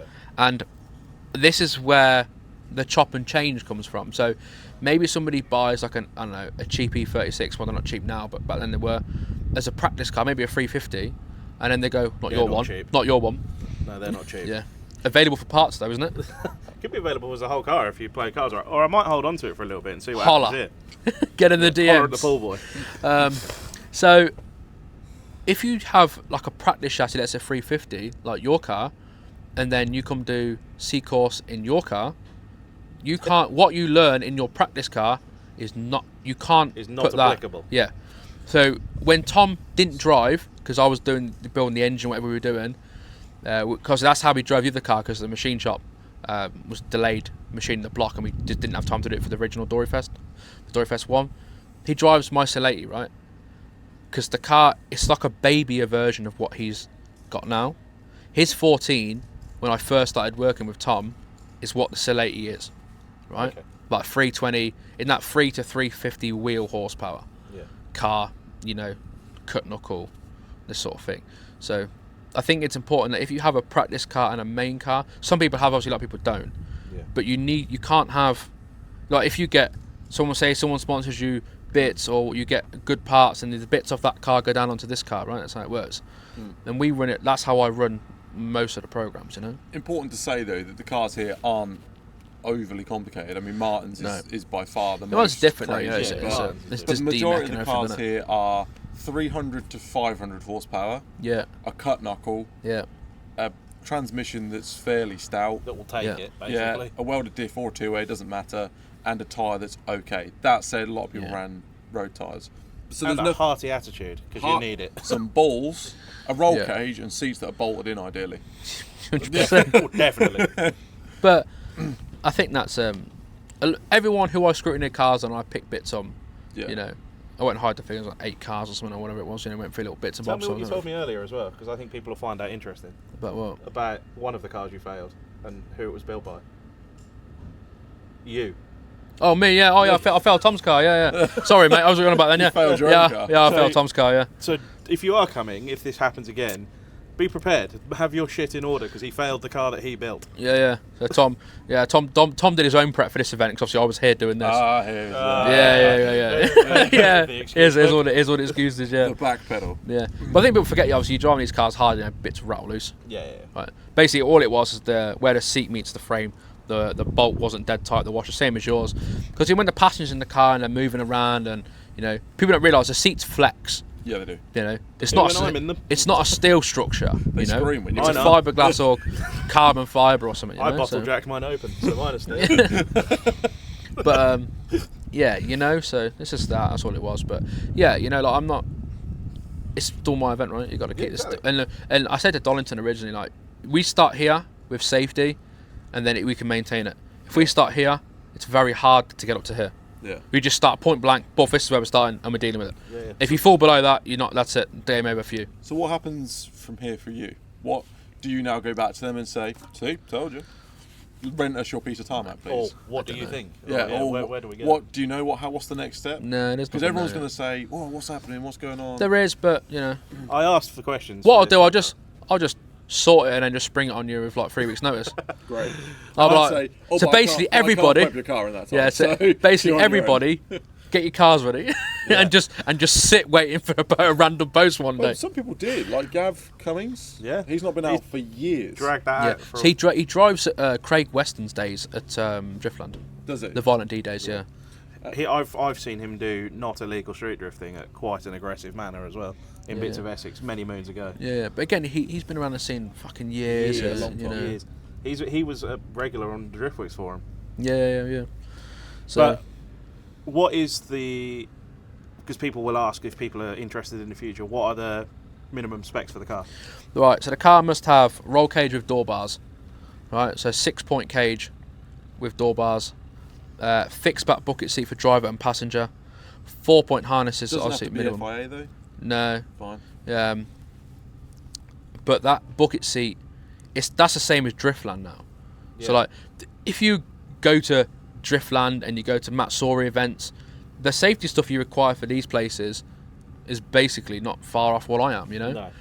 No. So it's full roll cage, bucket seats, harnesses, handheld fire extinguisher, or a plumbed in. The handheld obviously must be in reach of the driver while they're strapped in the car. Yeah. I had something fly in my eye. That's why I keep blinking at you. You can't have open face helmets. Donington don't allow open face helmets anymore. It has to be obviously in the normal helmet. So that's the main thing. Again, one of the drivers went out and bought a £500 helmet 2 days ago or 3 days ago. Yeah. To make sure he could drive. Yeah, he went to a place, tried it. I made sure it was good for him. He sent me a picture of it. He's like, mate, I'm just there buying this now, you know, because obviously he's committed to the thing. Other than that, obviously car in good shape, working brake lights, working hazard lights, no fluid leaks, the basic stuff really. For the exhibition events like this, all the cars have to be in one colour. You know, I let Destroy and Die Dan off because he had to go get another wing because he dented his wing and it was he destroyed and died. Nearly. Yeah, nearly. No, it's fine. He just destroyed a little bit. Yeah. So obviously the wing was a bit crushed, a bit too back, popping back. So he went out and got another wing. What happened? Did he hit the wall and then rotate himself into the tyres? Yeah, I just think he just sort of clipped it. Got it wrong. Yeah, but then again, you know, it's part and parcel, isn't it? It is what it is, you know. It's one of them. The other interesting rule that I didn't realise until I got here is the trailer rule. Do you want to explain the trailer rule? Yeah. So this is something I come up with, and I propose to Donington. Now, people might say, "Oh, this is bullshit. You shot yourself in the foot with this or whatever," right? So people who know from even the Rockingham days, they'd leave the venue. And people, because they've watched drifting, maybe they didn't even drive. They just drove in there in their 14 or whatever, right? Most of them didn't drive. Yeah. 99%. They would drive, they'd leave the venue and, bang a first gear peeler out of the T-junction out of Rockingham and then maybe the roundabout, but there was big potholes in them roundabouts, weren't there? Yeah. All that sort of stuff. But, or they'd do it, maybe going on to Jug Carriage or whatever it was, right? So, I said to Donington, because they've had it before with like, maybe when there's a JDM events on here, maybe, or just any event. People get overexcited. They've been watching drift or circuit racing all day, and the next thing you know, they're the next Lewis Hamilton to like, yeah, I can do this. Watch this. Yeah, basically. So I said to them, all cars for my events will be trailered or recovery trucked here, and the reason being is if someone is being a twat when they leave, the old bill, the police can deal with that, right? Yeah. That's not my problem. Yeah, that's an outside public road. You do that, guy. Whatever whatever is the outcome of that is not my problem. It was not a driver that took part in the event, so that's how you separate it, right? So most people have trailers. I wouldn't do this event without a trailer. That's the first thing. No, that's brave if you do. I mean, yeah. Oh no, he did bring a trailer. Yeah, he trailered it. Yeah. No, Ethan, it's trailered. Yeah, it is brave if you don't do this event with a trailer. Yeah, because that's a very simple thing. Yeah. That maybe not every venue has the place. We were able to have trailers exactly where we're sat now. Yeah, you've seen a couple get taken. Yeah. We've been recording. So if you're watching. Yeah, if you're watching. But that's a very simple thing I put into with Donington. Put that for, and they were like, "That's a very good idea." To be fair, I've never heard that idea before either, and thought, well, yes, of course, makes sense, doesn't it? Yeah. So basically, let's say we'll use an MX-5 as an example. So sorry for the MX-5 owners, but we'll just say an MX-5 Pills at T Junction wasn't a driver of the event. The old Bill film it, or they do the guy, whatever you got to do, mate, because that also affects it because it's tarnished with the same brush problem, right? Yeah. So boy racers, ruining us. Yeah, exactly, mate. So it's like it's a fucking pain in the ass in that sort of sense. It is, and you've worked bloody hard to get this event up and running. Yeah. You don't want some absolute weapon just doing a peel out the road. I mean, like, there is paperwork on paperwork. Because take the media for example. Somebody asked me if they could do media today. They saw what had happened yesterday. That it looks really good. It's sick. I want to come do it today. I'm like, well, sorry, you didn't apply. That's the first thing. And second thing, all the public liability insurance to the media, I get copies of all their certificates, submit them to Donington. Donington then check them over that they're all correct and they're all binding insurances and all that sort of stuff. and then give me an email back going, all these following people are now approved for your meter. That's it, done. Right. So like this is, you know, we're an MSV GP circuit here, right? So it's very different, you know. Yeah, it's all a bit serious. Yeah, it but needs to be treated with the appropriate respect because of that. Yeah, and 100%, and which that's is a little bit tedious, I guess, but it's the hoop you got to jump through if you It's want also to. Yeah, but I made it all very easy for the drivers, you know. Like for example, it's, you know, you obviously, you and then your missus is a +1 that's included in your ticket and your car reg. I know they had different security on the gate, and I don't think they got that information. So obviously people have fish, but you know, but in reality, it's like they want to know who's coming on site. So you see the car approaching, oh, that's your reg. Well, these two should be in it. What's your name? Done, right? It didn't take you 2 seconds to give me that information. No, it didn't. And I just put it on a sheet, send it across to them. They're like, thank you very much. Done, right? The easier you can make it for them, the easier, 100%, man. The more interested you would think they would be in the future as well. Yeah, because you know, drifting is like, it's frowned upon, isn't it? Really, as a sport. Yeah, like, it is. People look at it, but it's the crowds it pulls, and the excitement it gives, right? Yeah. So whether you like the whole C Course style or you like competition driving or whatever, it's all the same stuff that comes combined. Let's be real. Whether you like C Course Mayhem or not, or you think, oh, they're just kissing Japanese ass, throwing a car at third gear at a wall and trying to dig it out of a corner. Well, you mean Boyo on the old rain post in post? He was It's moaning about it, you know? It's a lot more exciting than watching some dude basically doing, I don't know, donuts around a cone. Yeah. Let's be. Some of these events you go to or you see, and they've got like a big skid pad, and they're just doing burnouts across the skid pad and doing figure of eights. Like, I think that's not that interesting to watch. I had to do a full technical track drawing that we did submit to Donington so they could see where things were going to go and that sort of stuff. And they were they liked that idea and that sort of stuff. And we went through all these things back and forward, and they're like, yeah, it's fine. And then when you see it come alive, right, and you maybe, I don't know, 100 runs in, and now there's a black line, so it looks more like a circuit, and like, he said to me today, he was like, it's fucking wild to watch, it's so good. He's like, if I knew that, we could have done this and done that and that, but like, that's promising. But they don't know, they're taking a risk, They don't know what they don't know. And it's as simple as that. Yeah, I'm rocking up going there like, yeah, I'll say, as we discussed a minute ago, we're doing this and we're doing 1-to-1, and they're like, yeah, whatever. Fine, do what you want. Yeah, but like, I'm making a, They must have a trust in you, though. I think so. Yeah, they said it was very. They enjoyed working with me and all this sort of stuff, and they said it was very easy to work with me as well. That you've done everything we ever asked for, or more or whatever. Well, that's but like, isn't it? I think people forget that as well. Like that, I've got like, I went over the top on the medical support here, the fire as well. Like, I had to be fully self-sufficient, and everything was like the highest options that were offered to me. Yeah, which I think, if you can't read between the lines and see that takes someone with real passion. And not just, it's not a money grab. I can't see, given the amount of effort and stuff you've got here, that you've, to be honest, it's a bit personal question, but I can't see you've financially benefited much from this. I'm not for 10 bags for this. So it's 10 grand. Yeah, not for 10 grand. Yeah. You didn't make that back, did you? I don't really know. Right, so that this yet again, we're not financial advisors, but it's not about. That's a statement in itself. I think. It's not about. Right, we're not chasing money. I'm chasing a. But my point is, some people are. Yeah. Anyway, right, business, right. You still got bills to pay and shit, right? Yeah, of course. But you have to put that money aside and go, can you afford to do this? Can you afford to lose that money? Real answer is probably no in reality. In today's, if you're not from the UK, it was down the pan. Yeah. But it's the. I think, I guess the passion for it. I enjoy it. That should be a statement in itself. The fact that you quite openly there spoken about numbers, and it's not been an earner. You've done this out of passion. Medical alone is $3,000. Just for so I had to sit and idle all day. Yeah, but that's what you want, right? If you got to use them, then we got a problem. Same as the fire team. Yeah. But you can have an ambulance and a paramedic and like an assistant.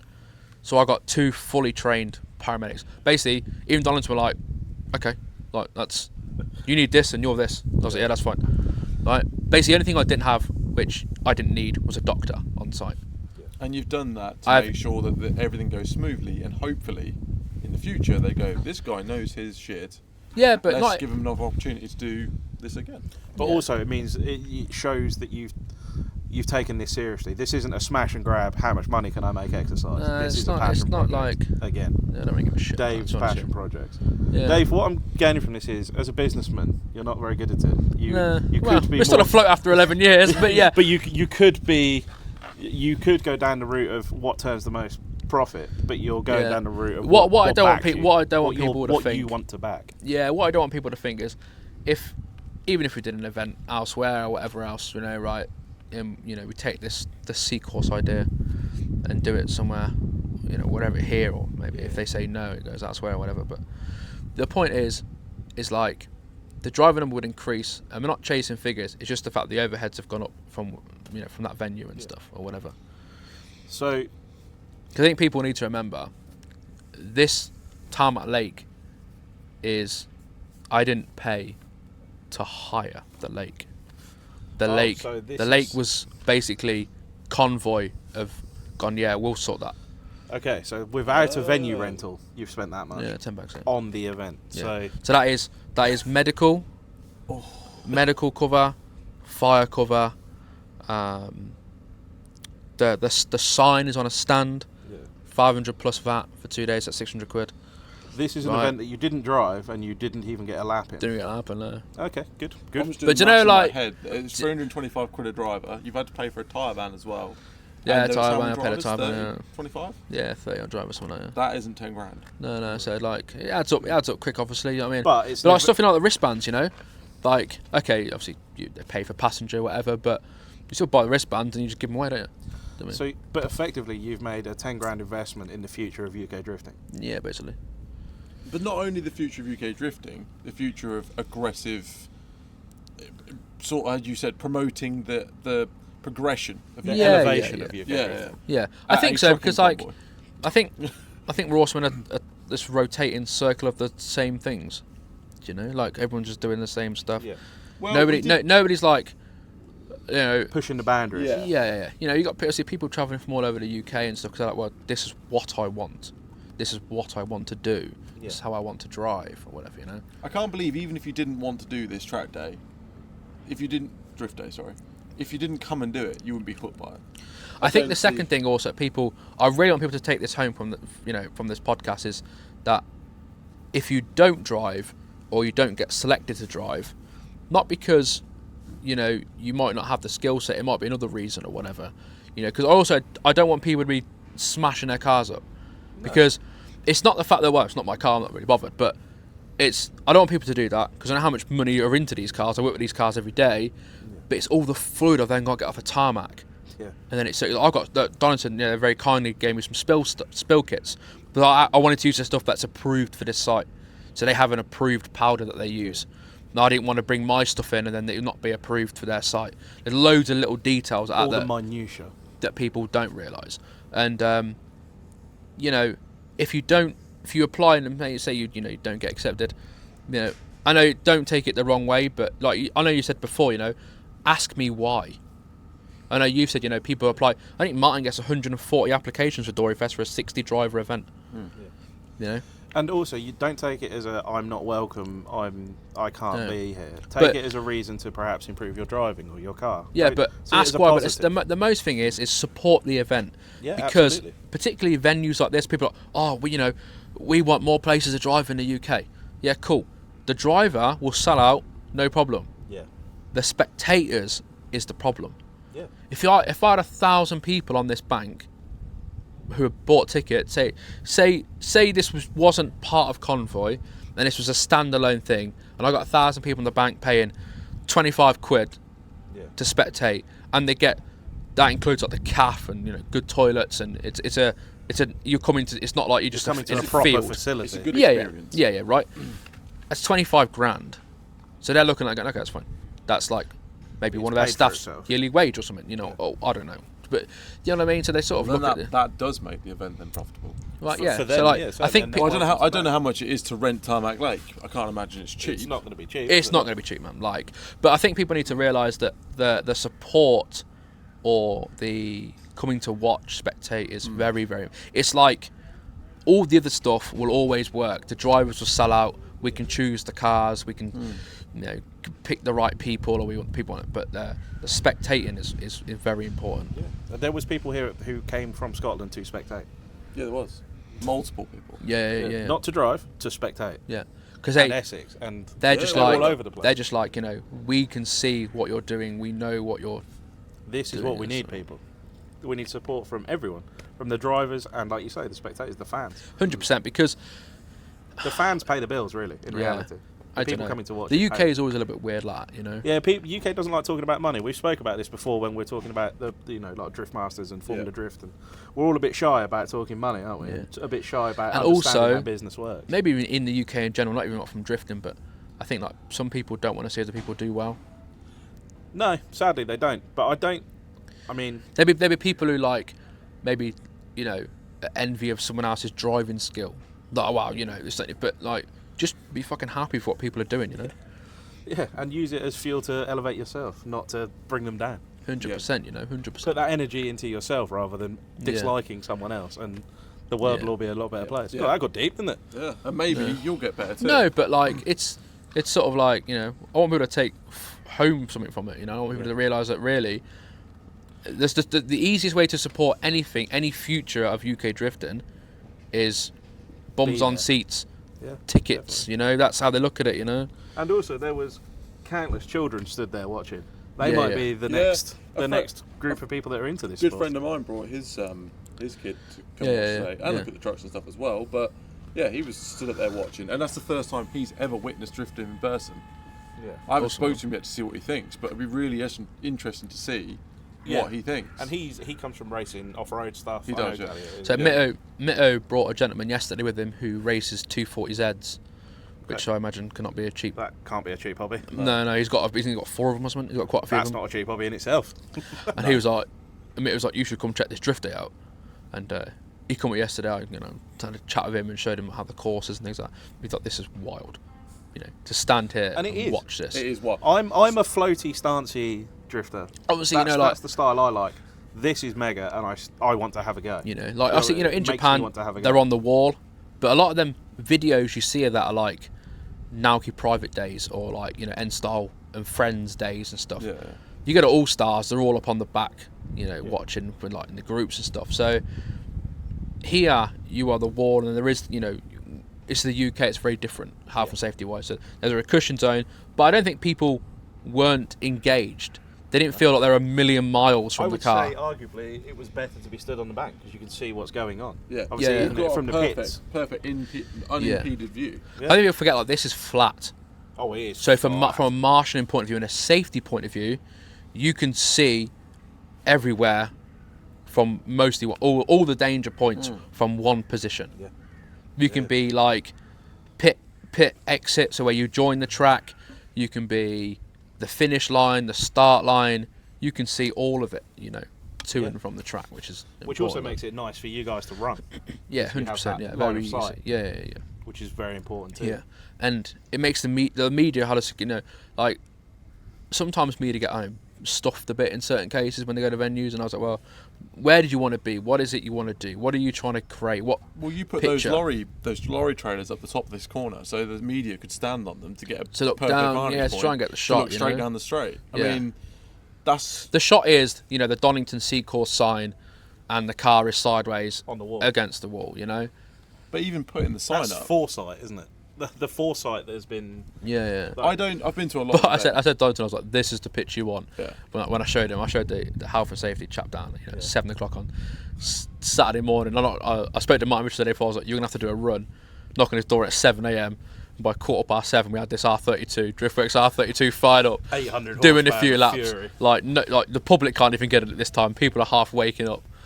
And he does about 4 laps of just warming it up, getting it past the minimum temp sensors, and that was it. He's banging through the gears, and Yeah, he was lighting it up. Rowdy. Yeah. So, and I think even their sort of take from it was like, this is fucking cool, Hopefully, it opens the doors to them starting to understand how serious this sport has become. I think also, but a lot of bridges have been burnt, obviously, in the past with previous situations, and I also. This is probably a bit controversial also, but a lot of people that go, the good old, back in the days. But back in the day was also a fucked up where we are today. Yeah. Yeah. Even Donington, like, I even spoke about, old tyre disposal. So I'm like, right, what do you want me to do? Because they do have a tyre skip on site, but because it's a racetrack, even they said to me, we get hit hard with tyre disposal. Like, so I get charged, like £2.50 or £3 for disposal of a tyre. So I just charge that to the drivers, £2.50 disposal, and I'll take them. Still my fuel cost to take them back to my workshop. Then I'll have them collected. But the fact that they were like, all the years we've had drifting here, often on maybe for different displays and stuff, he's like, you're the first person ever to ask us what to do with scrap tyres. Really? And I was just how like, is that? That's probably that should be priority number one. So, surely. if you obviously watch, you maybe can't see. There's a public footpath down the side here, and it is a hedgerow. Yeah, the other side of this camera is a public footpath. Yeah, and they've had tyres left here and all sorts of shit. Really? Yeah. Because we've had this. Obviously, the guys who are in the top here that make all the decisions have been here a long time. They know the place like the back of the hand, and they're like, yeah, we've had this left here and this left. It's like the big bins. I requested them bins. Like I said, I spoke to mentioned it earlier, and they said they've had tyres put in the bins, and I'm just like, it's just fucking trampy, man, isn't it? Do you know what I mean? Like, and then get away from. People think of just right now, like, well, day's done, Sam, I need to go home, mate. Do you know what I mean? Yeah, I can't get this in my car. That's going in the bin. Yeah, what they don't think about is like the overall impact. The outcome of it, yeah, the and the impact of it is important. Also, I think is you can build a kind of atmosphere here. There was so many drivers at the end of the day asked, where are the brooms to sweep up? Because that's what they do. Yeah, everyone's like, where's the witch's brooms to sweep the track? That says so much because everyone wants to. I'll be honest take with you. Pride in the event. If it ever happens again, I'll do that. Yeah, get the brooms. We'll be getting the brooms. Brooms. I think if everyone takes fire that, up the Nimbus 2000. 100%. Yeah. As a driver, that it's the least you can do to take 10 minutes at the end of the day to help clean up from a sick event that you've had. Yeah. Like, if we all start at that level and take pride in an event, the same way that you've taken pride in putting it on, it can only go one way. It's like tomorrow, surely. right? So clean up day tomorrow. You think like the business still have all its overheads. Then there's all like, there's a fuel to get here, fuel to get back, and then obviously Hotels Neil and other people who are involved in it. And I bet the clean-up day. I bet if you worked out the overheads, I don't know. What do you reckon it is? Probably, maybe you're in business. You'd have to work it out properly, but I don't know. It's got to be £600-700 maybe. Yeah. Fuel, labour, time. Just to clean up, right? Yeah. So that's on top of all the money to get it here. Yeah. So again, like, if you leave the place in a shithole, the venue isn't going to have you back. The event promoter, which I guess is me in this case, isn't going to have you back, and so forth. Yeah. I'd prefer to have less drivers, less hassle, higher standards, and people who are respectful of the place where we're at. Yeah. As you wasn't there, but you attended the briefing, and I start off, like, remember where you are. Well, that was everything. That was a proper. Wasn't just don't be a dickhead, don't do this. It was a proper right. This is the briefing. We're walking the track. Yeah, so I did the briefing and Tom did the track walk. Yeah. Everyone must have a sighting lap. Yeah. Because this is no joke. Yeah. This is what you need to do here. This is what you need to do here. Don't do this and don't do this. And it was very clear. And everyone was like, "Oh shit, okay, fine." You don't need to leave a grey area and stuff like that because people will find it. I don't want. Yeah, like people take liberties, don't they? Yeah. You give them an inch, they take a mile, right? Yeah. That's the saying. Or they'll come with false confidence. And it's not the place for that. Yeah, but it was funny because so people who don't know, I released a picture stood on a block, looking at the floor, and big shout out to Dan Lowe because that's one of their blocks. The day we come to view the place, looked at the floor, and from that day forward, I knew what I wanted to do. I was like, "This is what we're doing," right? And when I measured it and I was like, it's going to fit, I was like, we are 100% committed to doing this. Well, clearly, you've just told us you dropped 10 bags on it. Yeah. So like, we did that, committed. And we released that picture, and I think people sort of grasped what was happening.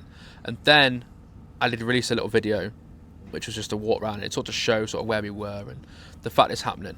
And then loads of people then were like, can't wait to drive this, or this. And I was like, this is, the views were through the roof, you know, and the shares and stuff on it. I guess people get excited for it. And then you release the driver tickets. That was on the Wednesday. We released the driver entries on the Friday. And all those people didn't even bother applying. Interesting. Because you end up in a situation where separates the boys from the men, right? Yeah. You know, like, we're not saying that these people who drove this today are, you know, like real drivers, and because you didn't drive it, you're not. That's not what we're saying. What we're getting at is, like, you know, the people who follow through and go, you know what, this is what I want to do. Yeah. It's easy to talk the talk, but not many people are ready to walk the walk. Yeah. I also think, to be fair, I think to a certain extent, people didn't. I almost didn't take it seriously. I wasn't sure it was going to be what it was, and that's no disrespect to you, but we've had so many people 100%. promise so much. This is the second past. reason. As I was explaining, this is the second reason why it was late on the release, because some people will try and. I've kept this secret for a while.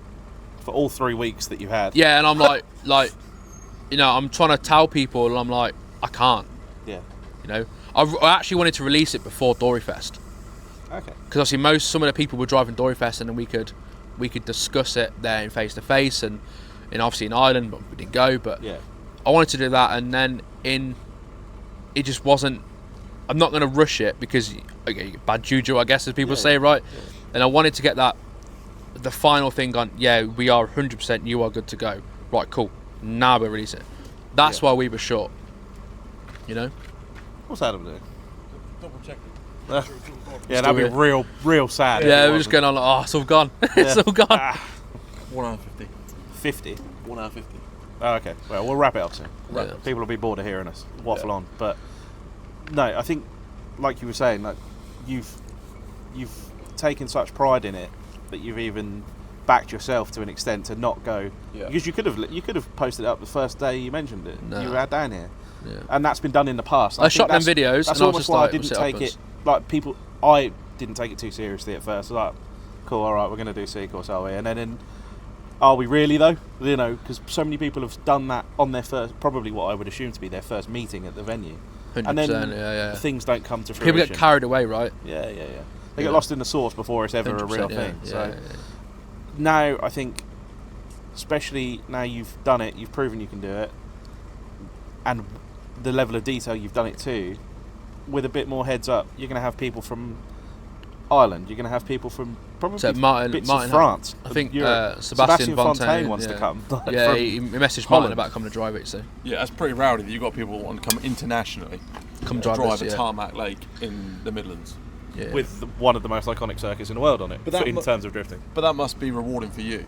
100%, you know, because you feel like, you know, like I always said, like, you know, I don't know when it will hit me. Does that make sense? Like, you know, probably about Wednesday.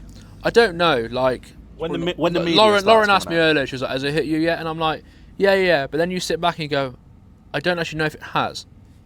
I don't think I don't think it has yet. I think you got. But correct me if I'm wrong, but when Tom presented you, we had a team. People went, obviously, will have probably seen the photo, hopefully. We had a big group photo underneath the banner. Yeah. And everyone signed a big poster for you that Tom had organised. And I think that you got a little bit emotional. Yeah, I was just like, you know, it's nice because that sort of like, obviously I didn't know nothing about it, you know, whatever else, but like. It's about the only thing of this event you didn't know anything about. But. You know, that's why the very last story I put up before here was that, you know, you come support it this weekend, you know, we're creating history, right? This is the first, you know, obviously there was C Course at Rockingham, but it was a Mayhan event, and there was no sort of track boundaries. Yeah, and obviously they were working with what they had. Yeah. So they couldn't lay it out 1-to-1. It was a Mayhan-esque. Yeah, 100%. Yeah. And it was brilliant. It was phenomenal. But it wasn't mayhem. It was mayhem-esque. It wasn't this. Like, this is as close as you're going to get without going. Well, Toshi spoke to you and said it was, you know. Toshi said, yeah, I mean, other than the wall along here being a little bit further away, which actually is not a bad thing. Yeah, but I did that because, you know, this is different. No, it's not. I'm not. Yeah, no. I said, like, what I did, if they had the choice, they would move it back. And it wouldn't be solid concrete. You know, like, so all that, you know.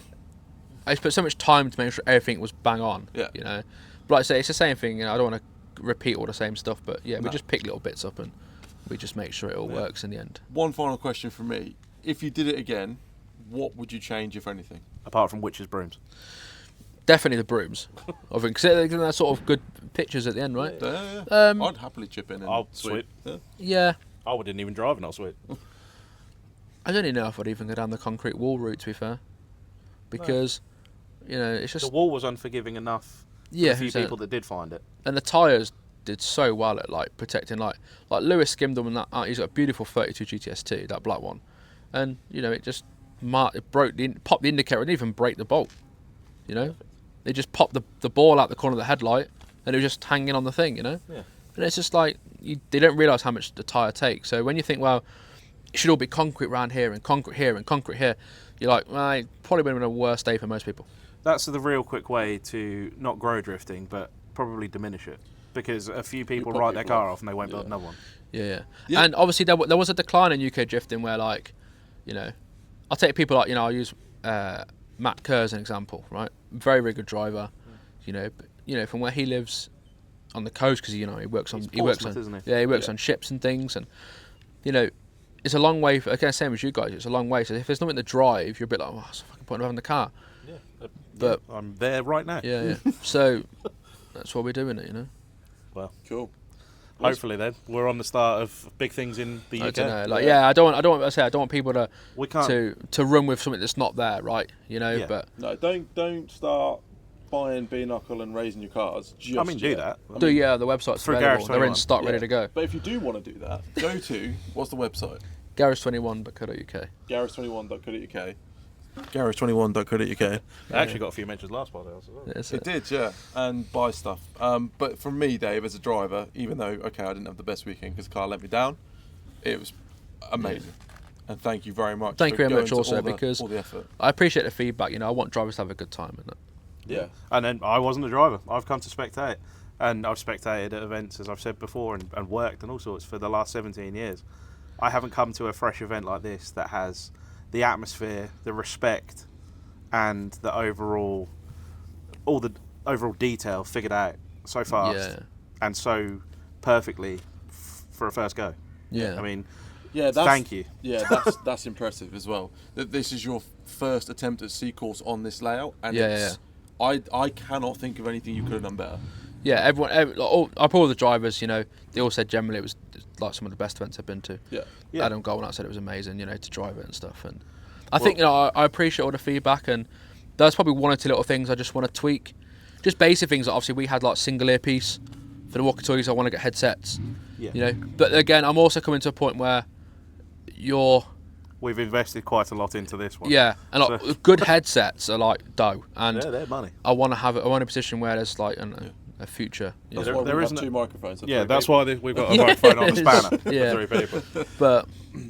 But also on a more spacey level, if you want to go, thank you for investing in UK drifting, because there isn't many people doing it anymore. So for someone to come and go, I'd be sick if we had new events, but no, you've come and you've just said drop 10 bags. It's easy to say in the online, there's no UK drifting, I'm selling up. But you've gone, nah, fuck this. No, if I get this opportunity, I am making the most of it. And you have. Yeah, but I think people forget that it's like like for example, if you have like a massive car factory, it's a weird way to explain this, right? But it's something I can easily explain. You have a car factory, and then you have all the subsidies companies that supply it, and then the people that supply them, and then the people that supply them, right? Yeah. So if you have, like, if UK drifting is increasing, and there's more driving, there's like, okay, I have an online shop, but so do lots of other people. So, but then like everybody, the skill high gets better, and the tracks improve, and doors open more and more, and then the companies come on board, and you end up in a position where it just flows. A UK drifting pyramid scheme. No, but what I'm saying is like it sort of it trickles down. So the guys that are in grassroots, which really is more entertaining to me than massive comps. Like I go watch DMEC. Like I go to watch it in Poland. I watch it in Germany. I'm going to Germany this year to go watch it. But Falopolopolopus. Falopodopodop. Yeah. So weird. Like, I went to that venue in, I don't know where it was, 2 years ago for Iron Drift King when they did it there. It's probably like one of the sickest venues I've been to. I don't know if you have been there. We went to Riga. Riga was the first. So you got been Riga. Yeah, you can go to Germany for cheap though, you know. Well, you can go to Riga for cheap, and it is lawless. Yeah. But it's like brilliant. all that old mining equipment that's around Again, there. an All that, atmosphere, the atmosphere. That's such a cool venue. Yeah. That's an incredible place And to it be. also shouldn't be there. It should be a lake, shouldn't it? That's reclaimed land, isn't it? It isn't. No, I don't know. It's a lake though. Apparently they were. Oh, it's an old quarry, isn't it? Yeah, So they were it's a quarrying the floating bottom of the quarry, lakes basically. There's like beaches and stuff. You can just go walking in and out. You know. Nice. It's a very nice place. But yeah, like Donington though. It's picturesque and it's a very cool place. We're on the tarmac lake. We are. Yeah. We'll wrap this up. Yeah, because it's been nearly 2 hours, I think. But thank you for your time. No worries at all. To take this time as well after this weekend when you probably just want to go to sleep. Oh, it's been some go, you know. Yeah. He's just enjoying 2 hours, not sat on his stood on his feet. His blisters are just recovering a little Oh, bit. mate, my You're going to be in agony when you stand up now. He's got some sunburn going on as well, I've noticed. Yeah. Oh, I'm horrendously burned. Yeah. My neck's killing me. But thank you for having me on here also, you know. Guest. Yeah, and I Episode appreciate number that. 10, you were our first guest. Yeah. Well, hopefully the first of many, but as Adam said and as we've said as well, thank you very much for everything you've done, and long may it continue, hopefully. Yeah. If we do it, I'll make a deal. If we do another, we'll release it on the podcast, shall we? Whoa, inside scoop. All right then, sounds good. We'll do a deal on that. All right, brilliant. Sounds good. Well, thank you very much for your time, Dave. No worries, still. Thank you very much. If you made it this far, thank you very much for watching. Yep, thank you. Or listening. Yes. And we'll see you on the next one. See you soon. See you again. Thank you. Bye.